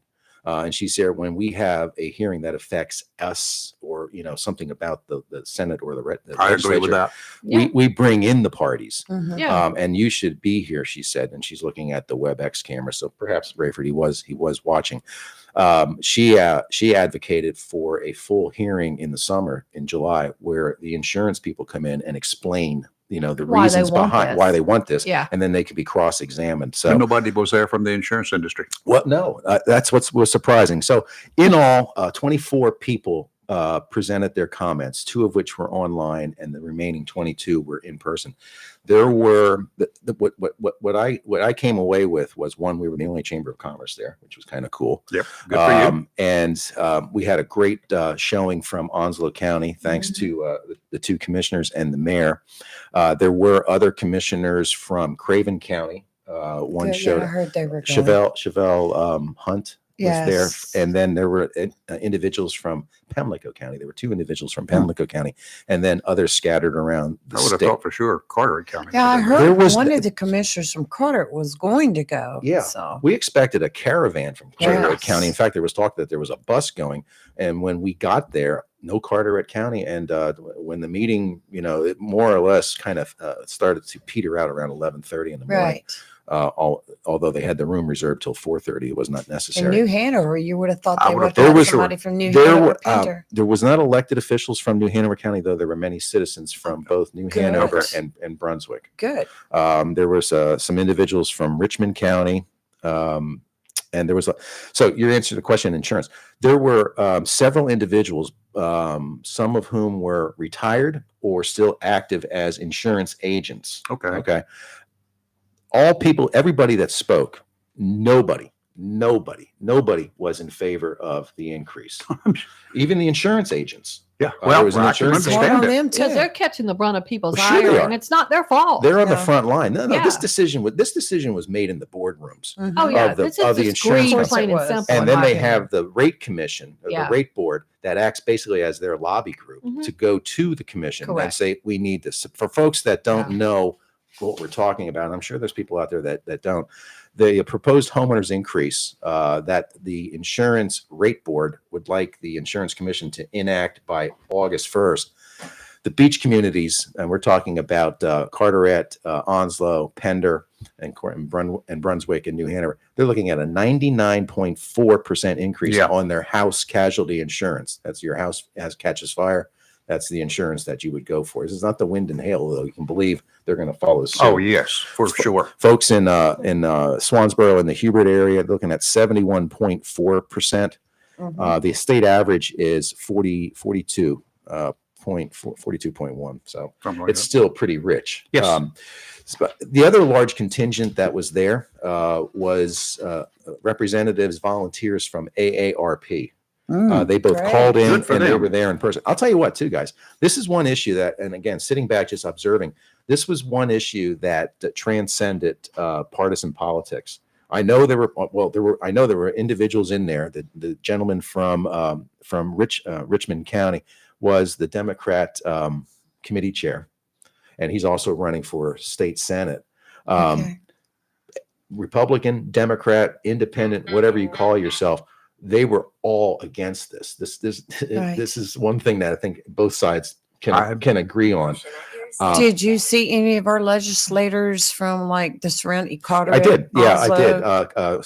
Craven? Celeste Carnes from Carteret County. Right, I know Celeste. She was there, And the only other elected that I I didn't recognize until she told us who she was Natasha Marcus, Democrat Yes. from Mecklenburg in the Senate. Okay, we have a call from somebody too. They got a question. Good morning. Who's this? Yes, good morning. This is retired Sheriff Hans Miller. Hello, Hans. How are you, sir? Good morning. Yeah. Morning, Hans. I want to make a comment because I think that people should know what is going on. I know Mike Causey personally. I met him on several Sheriff's Association conferences and everything. I actually have one of his coffee cups with a badge of one of his agents, you know. And so I did want to let you know and that Mike McHugh know that I actually reached out to Mike by email.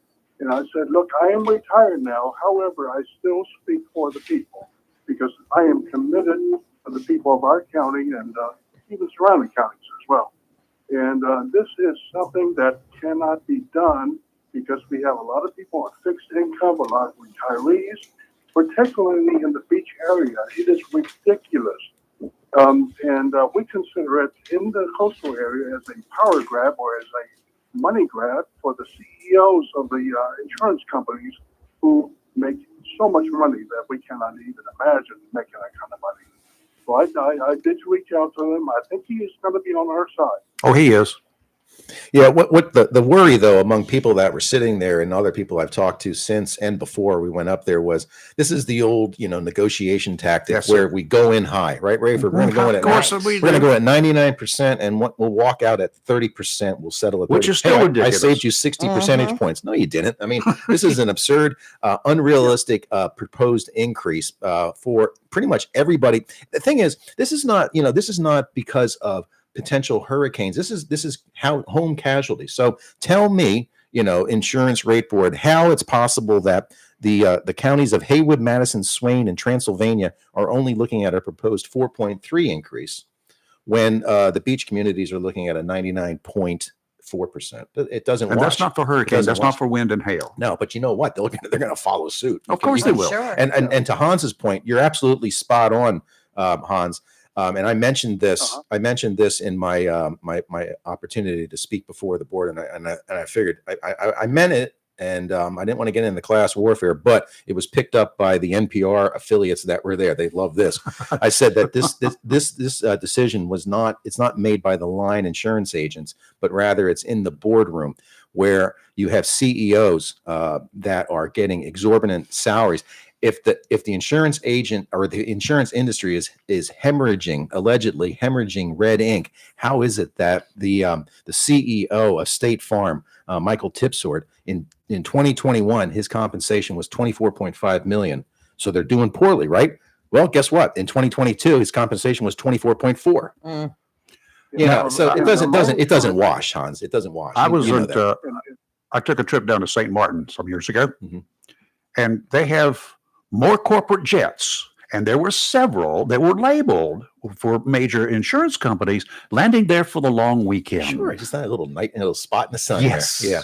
Yeah. You think about it. I mean, again, the president of the United States, and it makes $600,000 a year salary, and then people say, well, he's got housing, he's got an airplane. Guess what? I bet you when you dig into State Farm, and I'll pick on them for a while. They probably have a housing allowance for their CEO. We did for our newspaper CEO. He got a housing allowance out in California, $9,000 a month. And I bet you State Farm's got a nice little Gulfstream 5 or 6. I'm sure. Sure they do.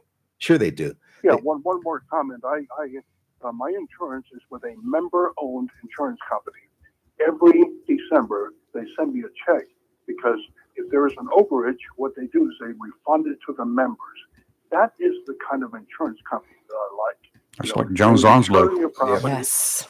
Yes. But then, they keep obviously a lot of money in reserve because you never know what the weather will do or hurricanes or whatever.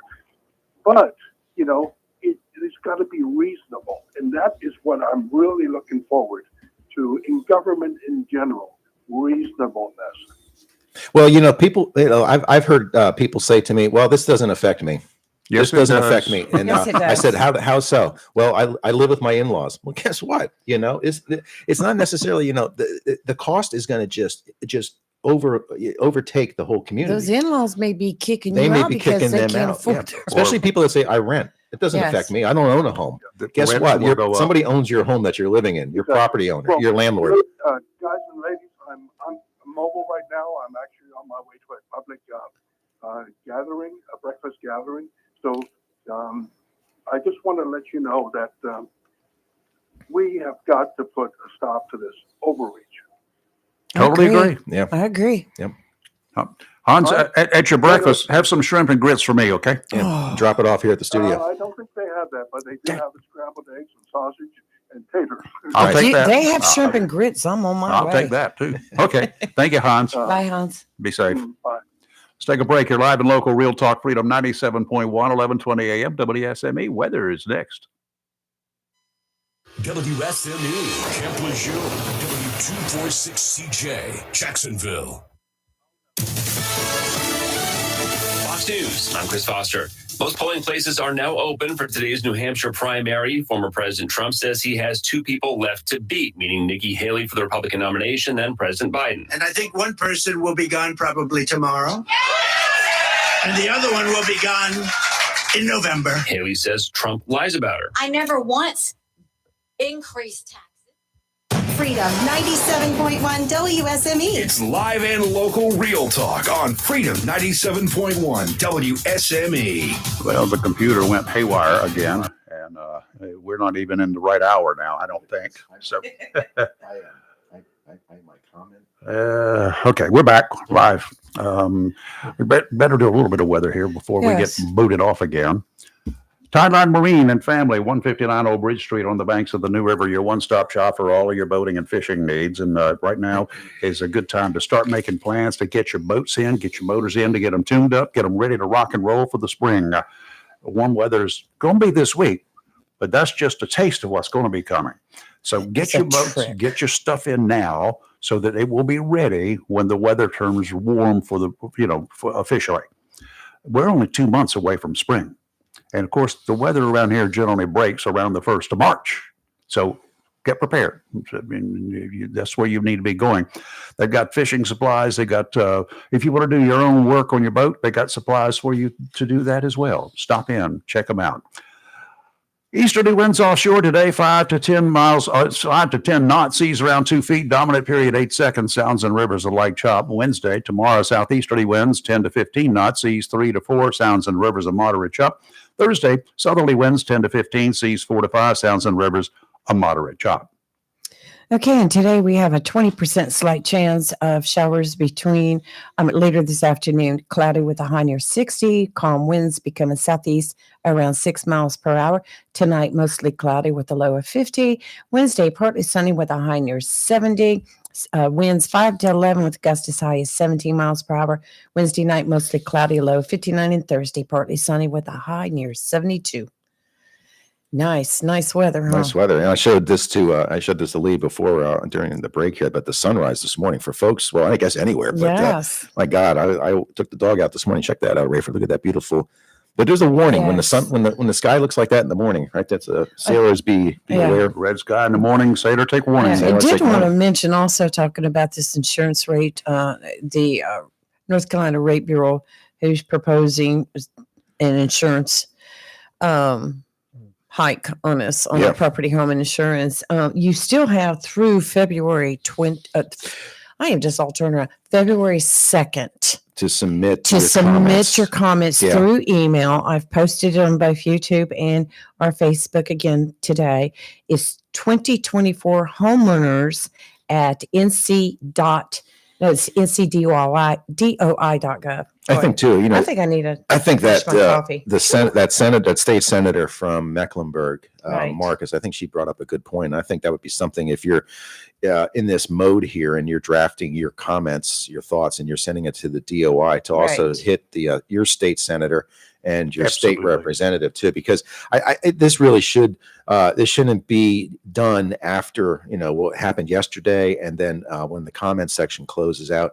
The legislatures should make this a full-blown hearing if this thing persists, unless the insurance commission says nope, no dice, guys.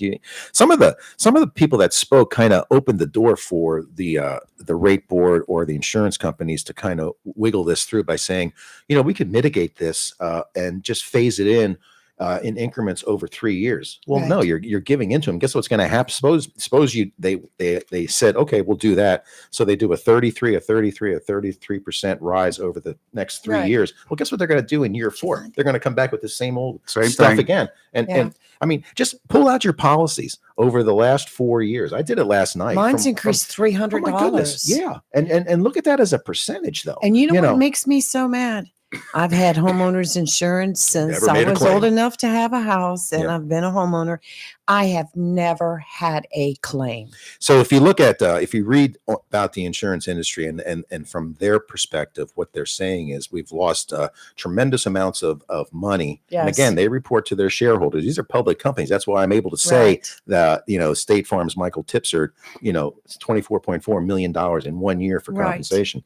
Well, they're saying that because of, and I love this word, whoever was the liberal that created the word climate change. Climate change is baked into everything. It's climate change. They even have now equity is one of the reasons why insurance rates are going up. And then also litigation. Litigation is important because when you have a claim, somebody comes out and says, okay, your roof blew off your house. We'll give you $5,000. Right. Homeowner says, that doesn't sound right. They hire an attorney and they say, that doesn't sound right. They go to court and they settle for a much higher number. Mhm. This incident occurred down in Southwest Florida, where they've seen quadruple rates increase over the last year or Oh, two, imagine. pushing people out of Fort Myers and that Charlotte area over to Ocala, the center of the state, is where the insurance rates are less. It's forcing people to move, which could happen here. They had an incident where a condominium's roof blew off. The adjuster comes out and says, we'll give you, it was like $20,000 to repair the roof. Like a dozen people lived underneath this roof. It was absurd. They said, we're not going to accept that. They hired an attorney. They eventually settled for more than $1.5 million. Wow. Of course, to replace the roof. But there you look at, that's the insurance company's litigation costs brought on by some adjuster just completely lowballing the repair cost. So they bring it on themselves. Yeah, they do. Right. And we pay our premiums, it says your premium, your insurance policy will expire at midnight on whatever day it is, Right. and there's a little grace period, but God forbid you go past that, you're dropped. Yes. Try to make a claim. And oftentimes, many times, it's like pulling teeth. Okay. Well, we we've- need to take a break. Okay, here. yeah. I Go got ahead. make up some of these commercials that we missed there. Hold on, All stand by. right. You're live and local, Real Talk on Freedom 97.1, 1120 a.m. All Pet Protection and Warranty is the only cover protection and warranty for all pets, all accidents, all the time. Because your pets are family members too. No matter how you live, we've got you covered. Soft, luxurious, smart strand forever clean carpet. Gorgeous, durable, solid tech luxury vinyl tile. Mohawk has the ultimate floor for every room in your home. That's suitable for all pets. For details, contact Watkins Floor Covering online at watkinsnewfloor.com. Watkins Floor Covering, thanking you for voting them the best of the best for 2023 in the flooring covering and carpet cleaning category. Watkins Floor Covering, they're more than just floors. It's custom showers, custom tubs, carpet cleaning, backsplashes, bathrooms, commercial, retail, and home flooring too. Watkins Floor Covering, family owned and operated since 1997, with locations in Jacksonville and Surf City. Watkins Floor Covering, you stand on it, we stand behind it. Hello, shoppers. Take advantage of the following specials and many more. A locally owned and operated Piggly Wiggly store where good things cost less. Down the street on the Richlands,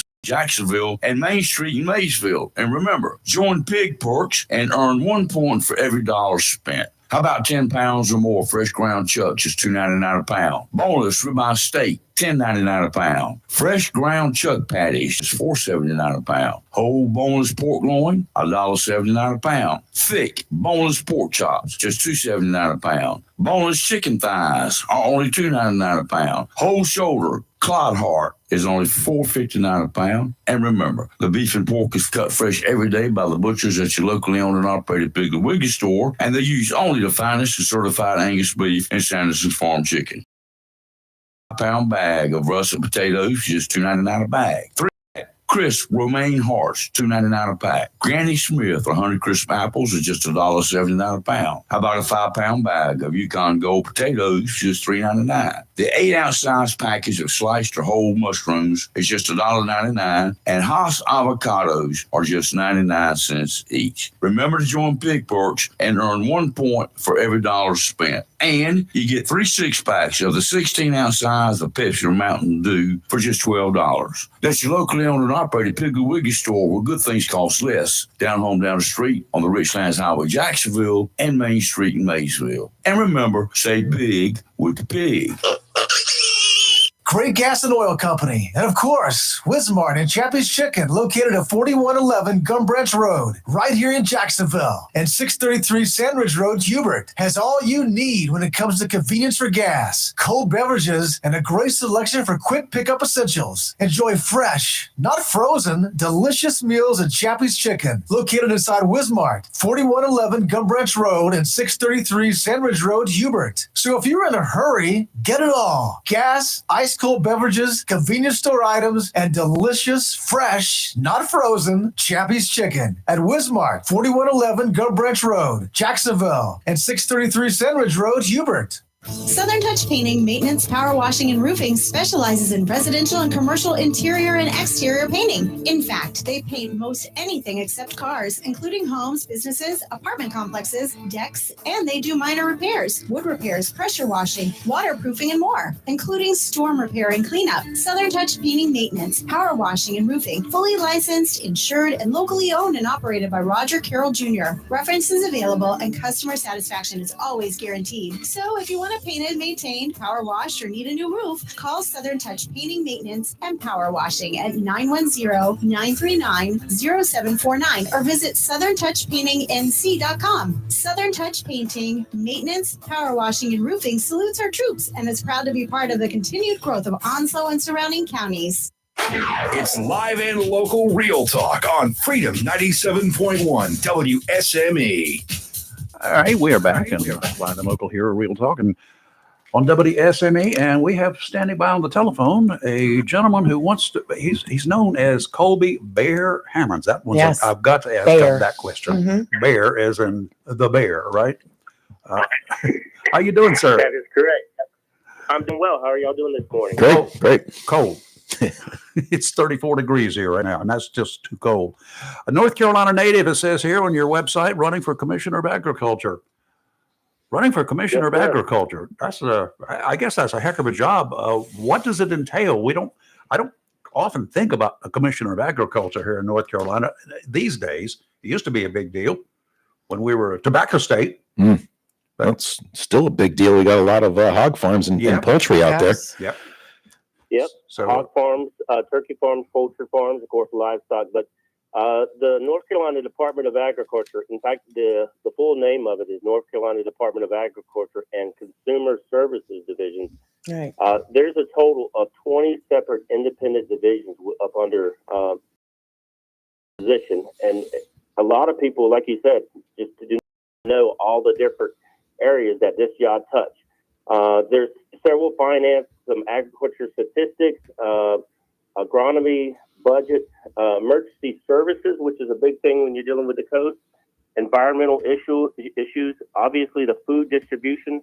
People don't know that the ag office also deals with food and drug protection. Of course, marketing of agriculture within North Carolina. They deal with all the meat inspections, poultry and meat inspections. Forestry service also falls up under them. Oh, really? A lot of people, if you ask them, the first thing they always throw out is the state fairs. But research stations, they have small farms. They do soil samples. And the one big one that touches everybody every day is they're also in charge of standards and measurement. Every time you go to a fuel station, Right. And you pay for 20 gallons of gas, and it's part of their job to make sure you actually get what you pay for. But there's a lot of areas that he touched. Yeah, I've noticed those stickers for decades on gas pumps. Department of Agriculture, stamp of approval or whatever the sticker says. But I knew they would come by from time to time. I've been present when they came by to check some pumps, and they do it with a real sophisticated little device. Yeah. So it's pretty cool. A little pail. Yeah. Mr. Hammonds, give the listeners an idea as far as the economic impact that agriculture has on in North Carolina.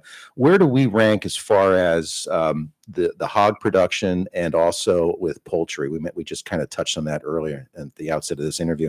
How big is those two entities in the scope of things?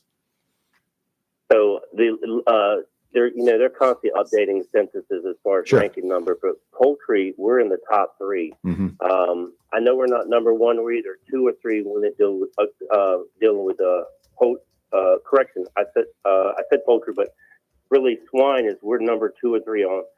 Poll, we're in the top 5. And it is a very significant part of North Carolina agriculture industry between livestock, poultry, swine. That's the 3 top ones for our state. And a few years ago, I'm wondering if it's still going on now. There was an assault on the hog farm operations. But we saw it here in Eastern North Carolina, but I'm sure it's wherever there was a production facility. They were under assault from Texas litigators came into the area and trying to file class action lawsuits. As a commissioner, what do you do in that situation? Your predecessor, or soon to be perhaps predecessor, Steve Troxel, was a very strong supporter of the farmer.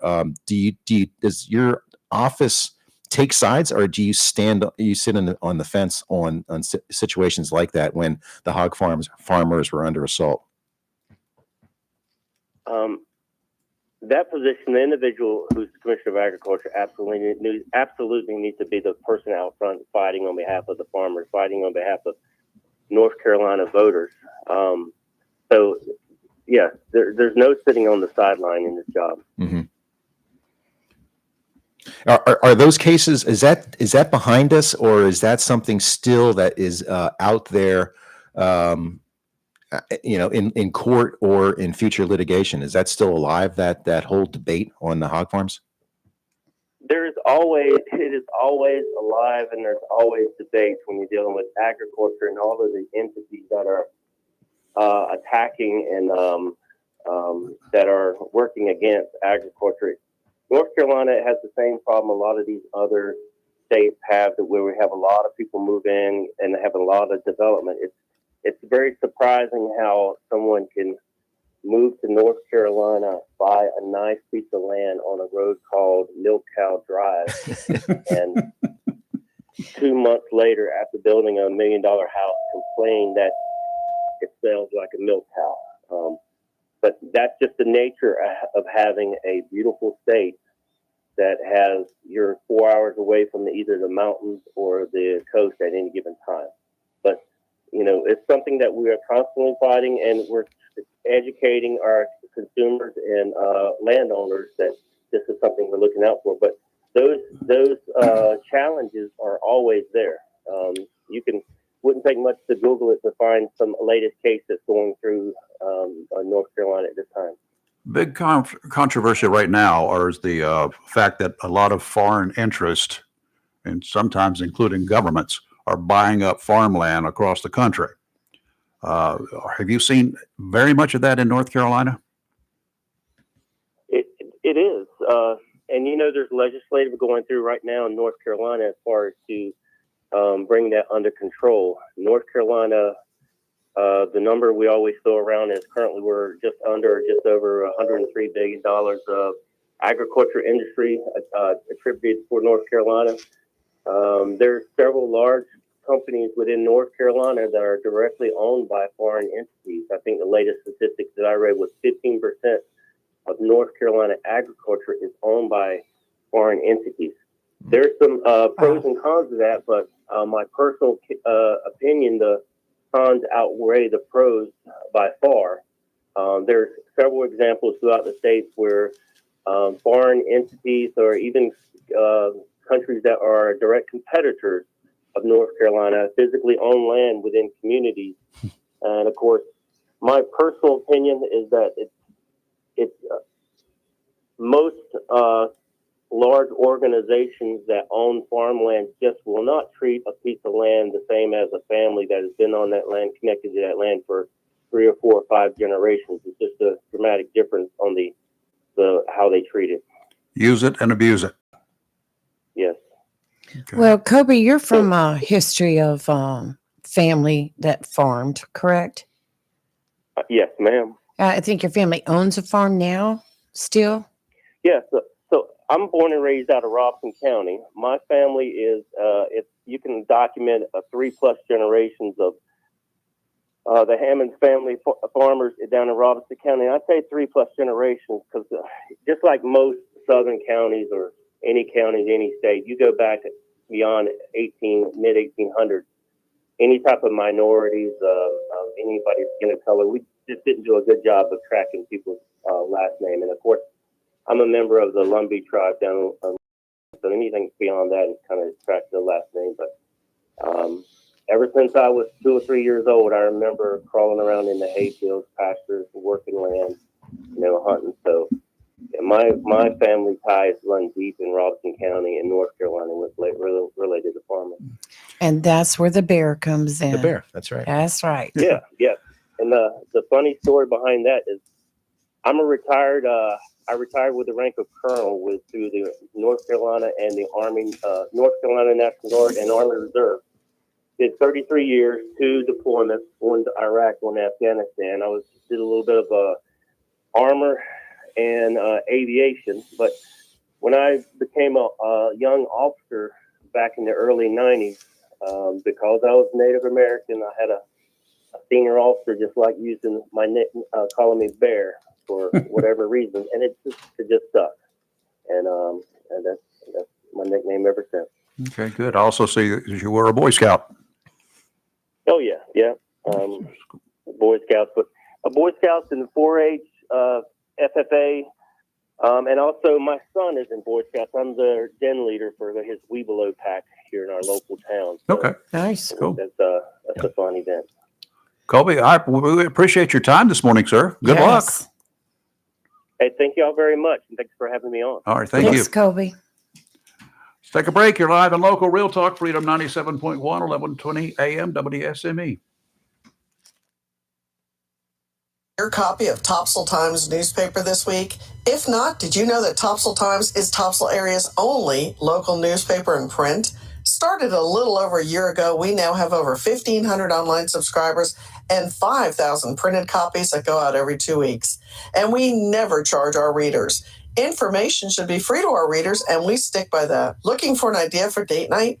Want to learn some local history? How about asking a veterinarian about your pet? These things and more are available in each copy of the Topsail Times newspaper. Want to get the word out about your business? We offer great rates for full color ads, and the online paper version is always included for free. Need help designing the perfect ad? We can do that too. We're always looking for human interest stories, so start writing. And we love local photos too. Check out our website at topsailtimes.net, where you can find out where to pick up a copy or check out our latest publication online.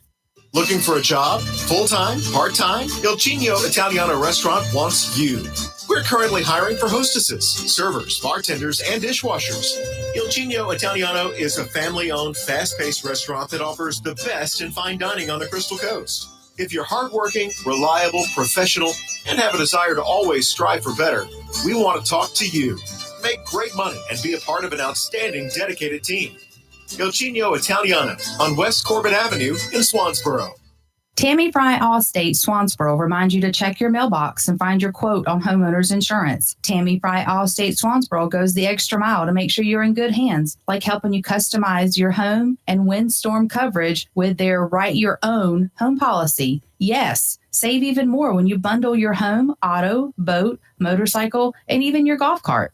Remember, if it rolls or floats, call Tammy for a quote. You and everything you own are in good hands with Tammy Fry Allstate Swansboro. Call today, 910-326-5383. Tammy Fry Allstate, 638 West Corbett Avenue in the friendly city by the sea, Swansboro. Check your mailbox today for savings on your homeowner's insurance.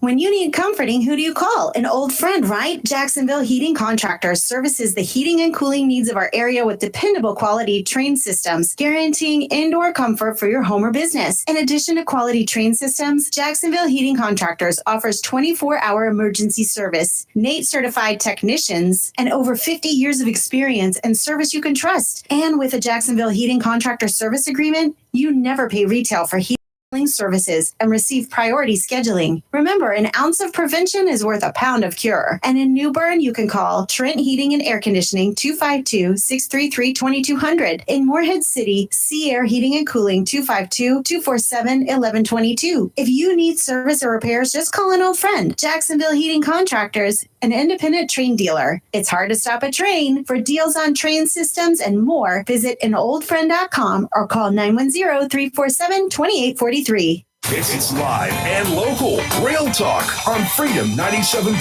1120 AM WSME. All right, for the Department of Agriculture, the Insurance Agriculture Commission, Yes. Commissioner. It's catching. What did you do to me? I don't know. Say it slowly. Take a deep breath, Rayford.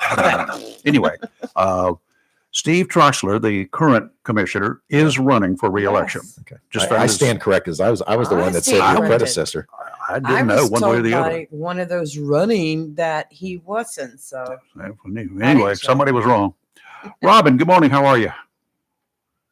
Hey, good morning, folks. Hey, Mike. Good morning, Rob. Good morning to you. Hey, good morning. Happy New Year Hey, to you. you know, I just wanted to pitch in on this insurance thing. Yeah. That people don't realize that it affects everybody. You know, I did. And it's perfect timing because my premium a month on my house and car insurance just went up another $30, and I had to call yesterday to figure out what was going on, and they said it's a gradual increase in high insurance rates and garbage like that. Well, you know, I call bull on that. You know, because that's $360 a year that my insurance just went up. After it went up last year by $100 a month in the premiums. So that's a $130 premium hike for my insurance. And you know, when you talk about insurance, it affects the government as a whole too, as the county government, et cetera. Because now our insurance rates are going up for our buildings, our insurance rates are going up for our programs, and it affects everybody. You know, you may be a renter someplace and you don't own your home and your insurance rate goes up. Well, what's a landlord going to do? He's going to jack up the rent every month for you to offset the rising interest or insurance costs. And let's just call it I'm just going to call it like I see it. It's a money grab for these big CEOs that are up there. It's a big, huge money grab. And we've got it's like they found their pot of gold at the end of the rainbow. And it's disgusting because all I can see in this whole insurance hike and trying to raise insurance rates for properties and et cetera is just nothing but a money grab for these people to line their pockets. Not so much the insurance agents and the insurance companies that are trying to work with the local populace for their insurance rates, et cetera, because those people are not the ones responsible. I mean, they suffer for it too. And, you know, it's hard for them as an insurance agent to say, hey, I got some bad news. Your insurance rates went up. Because, you know, these people, their rates have gone up as well. So I don't blame them whatsoever. They work hard. But I blame all these CEOs in these big boardrooms and big corporation USA of lining their pockets. And let's just call it like I see it. It's just pure greed, pure unadulterated greed by these people trying to raise the rates. No, you're absolutely right, Rob. And there was a speaker yesterday, a woman who represents some of the entities up in the Havelock area for FRC East and Cherry Point and New River and Camp Lejeune, and she says that this could have an effect down the road should the increases go into place when the federal government looks at potentially bracking bases. Now, I think it's a long shot that Camp Lejeune would be bracked.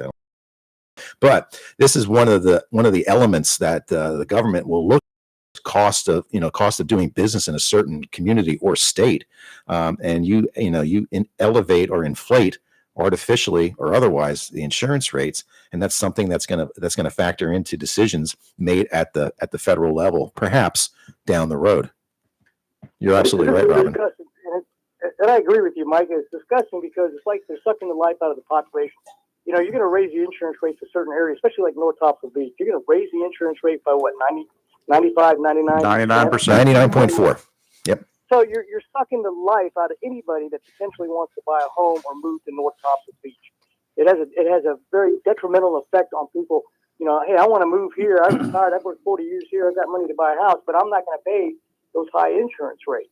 And, you know, and where does this money go? You know, I hear all this talk about, well, the rising cost of labor, the rising cost of vehicles, et cetera. We have to match what the economy has given us to, for dollar, you know, and I call bull crap on that. Yep. Okay. It's just bull. And these people need to slow it down because you're sucking the life out of the regular people They barely strive to pay their insurance now, let alone their property tax. I mean, when is it going to end? And Real Robin, people- you have a lot of constituents. You and your board members have a lot of constituents, and Commissioner Buchanan spoke on this point yesterday, that they're on fixed income, and these are senior citizens that primarily are dependent on Social Security. Well, I think this year's past Social Security increase is around 3% or so. It's between 3 and 4%. It's not much. I will It's not. tell you It's single that. digit, right?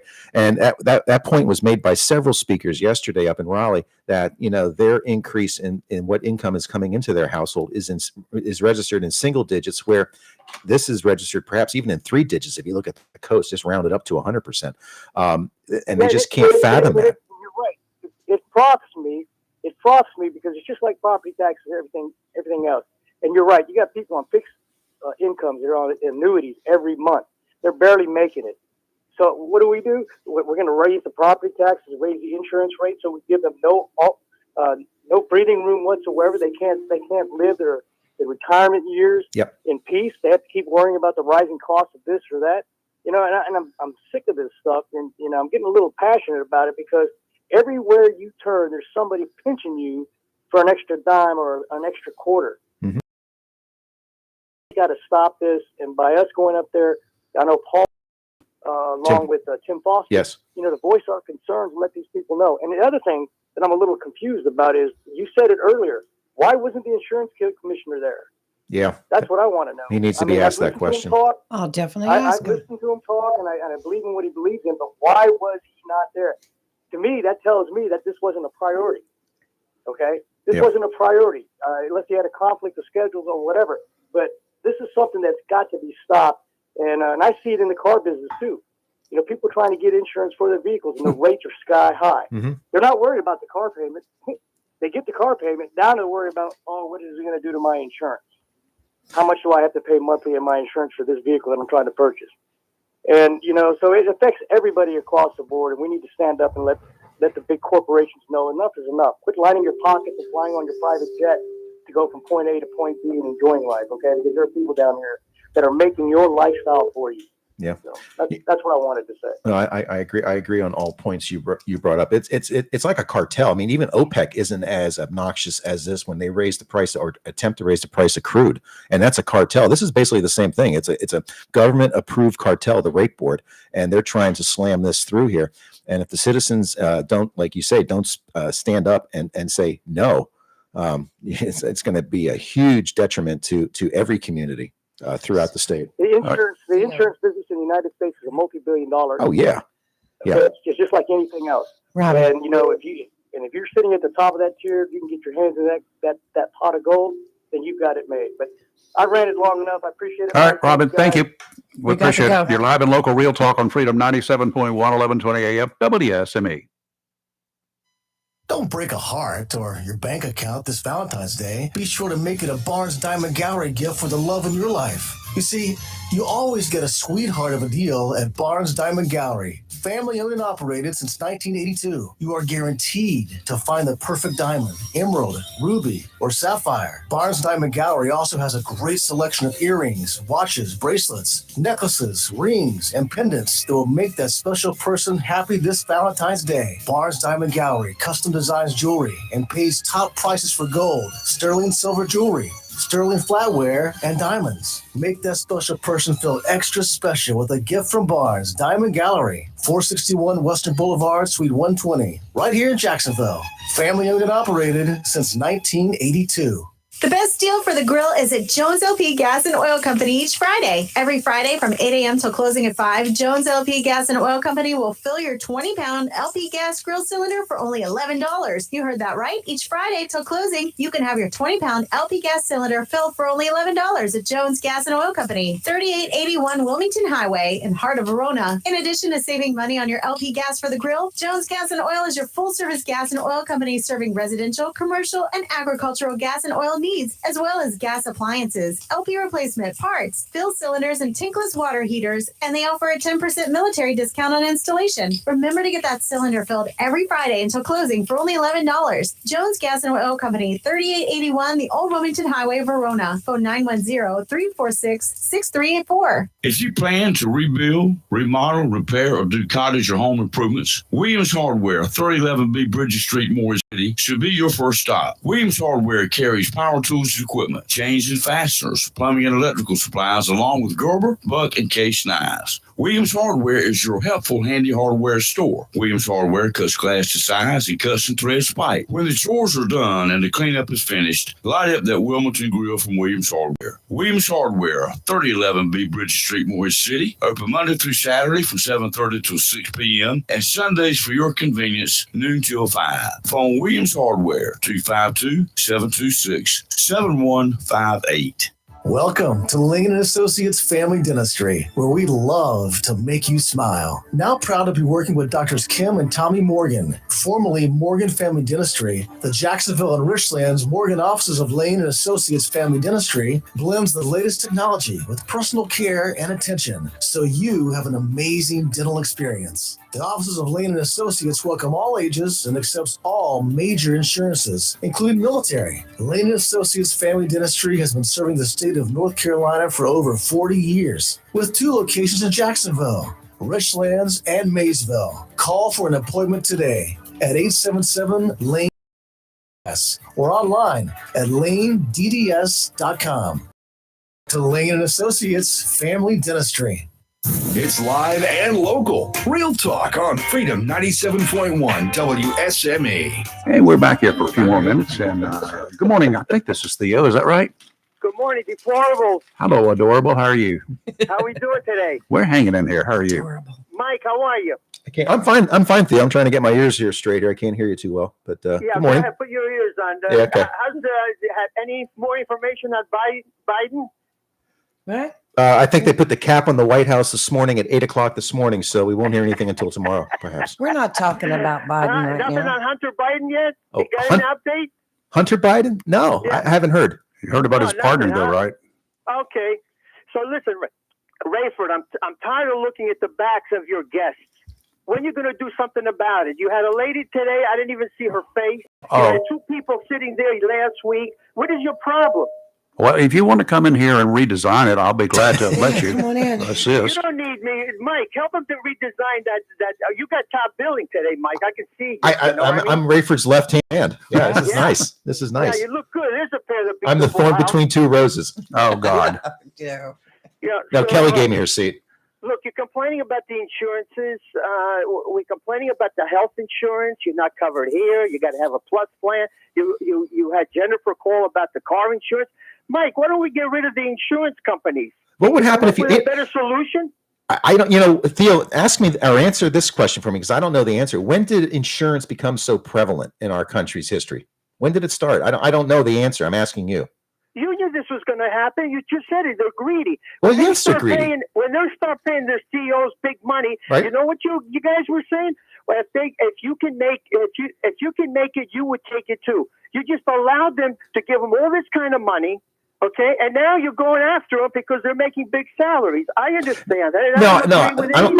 I don't believe the sentiment is against the insurance agent or the insurance industry because of what the CEOs are being paid. I think it's what they're trying to do to the public and to the consumer. I think they're 2 different issues. We got problems with all the insurances. The car insurance, Right. I had Jennifer call up last week and said she was in the hospital, and her car and the guy's car insurance did not want to pay for the visit to the hospital. Now you got this insurance on housing. We always have problems with the health insurance. People don't know if they're coming or going. Okay, what's covered in your health insurance? It's just a mess with all these insurances. Somebody's got to come with a better plan. Yeah, okay? I agree. And perhaps this issue will probably still be out for public consumption in the summer. And if there's a public hearing, a real hearing with the legislatures up in Raleigh, I've got room in my car. I had room in my car yesterday when I went up there. I think you and I should tag team up there together. Oh, I want to sit in the back. And you? What? Yeah, the I 2 of go you. right through Richlands. I mean, we went up to Raleigh yesterday from Swansboro. All But right. you need to have a showing out there. If the people in power don't see the people in the seats, nothing's going to happen. And I wish your voice would have been heard yesterday, saying what you just said. They give you power because they let you talk for 5 minutes. You think that's power? Well, They do whatever they hey, want. that's all. Okay? That's all this one Did you person send can an do. email, Theo? I put the address on our Facebook. Yeah, you can still chime in. You can still send an email. Yeah, all right. Look, the problem is that these insurances, why don't you check with Europe? Why don't you find out what they do for the car insurance, what they do with their health insurance, and their house insurance? We don't live Check in with them. Europe. We don't live there, Theo. But listen, those countries are 3,000 years old. They've gone through this. You're only a kid here. You're only 250 years old. You're a baby. These people have gone through this for 3,000 years. Okay, they know the ins and outs. They've been through everything. And if they're doing something, it means that's the best way to do it. Find out what they're doing. Okay. Well, before we sign off, I make a motion for Theo to be our insurance researcher and come back to us with a report. I like it. Second. Get busy, Leah Theo. seconds. All in favor? All in favor? Nice try, Mike. Nice Thanks, try. Theo. And stop using the liberals for the climate change, okay? I heard you. I heard that dig. I heard it. All right, Theo, we got to run. Thank you, sir. Bye, Theo. Bye-bye. Bye. You're live and local, Real Talk, Freedom 97.1, 1120 AM, WSME. Well, thanks for coming in. Had a pleasure. It's Thanks for always a sharing this. pleasure. That's right. And we'll see you the next go round too, Craig. No doubt about it. Fox News is next, and coming up at 10 o'clock this morning, another dose of the Daily D's with Rick Dees. And then at 3 o'clock this afternoon, Rick's going to hand it off to the one, the only, the man, Chris Hollywood Man, right here on Freedom 97.1. WSME, Camp Lejeune, W246CJ, Jacksonville. Fox News, I'm Chris Foster. It's primary day in New Hampshire with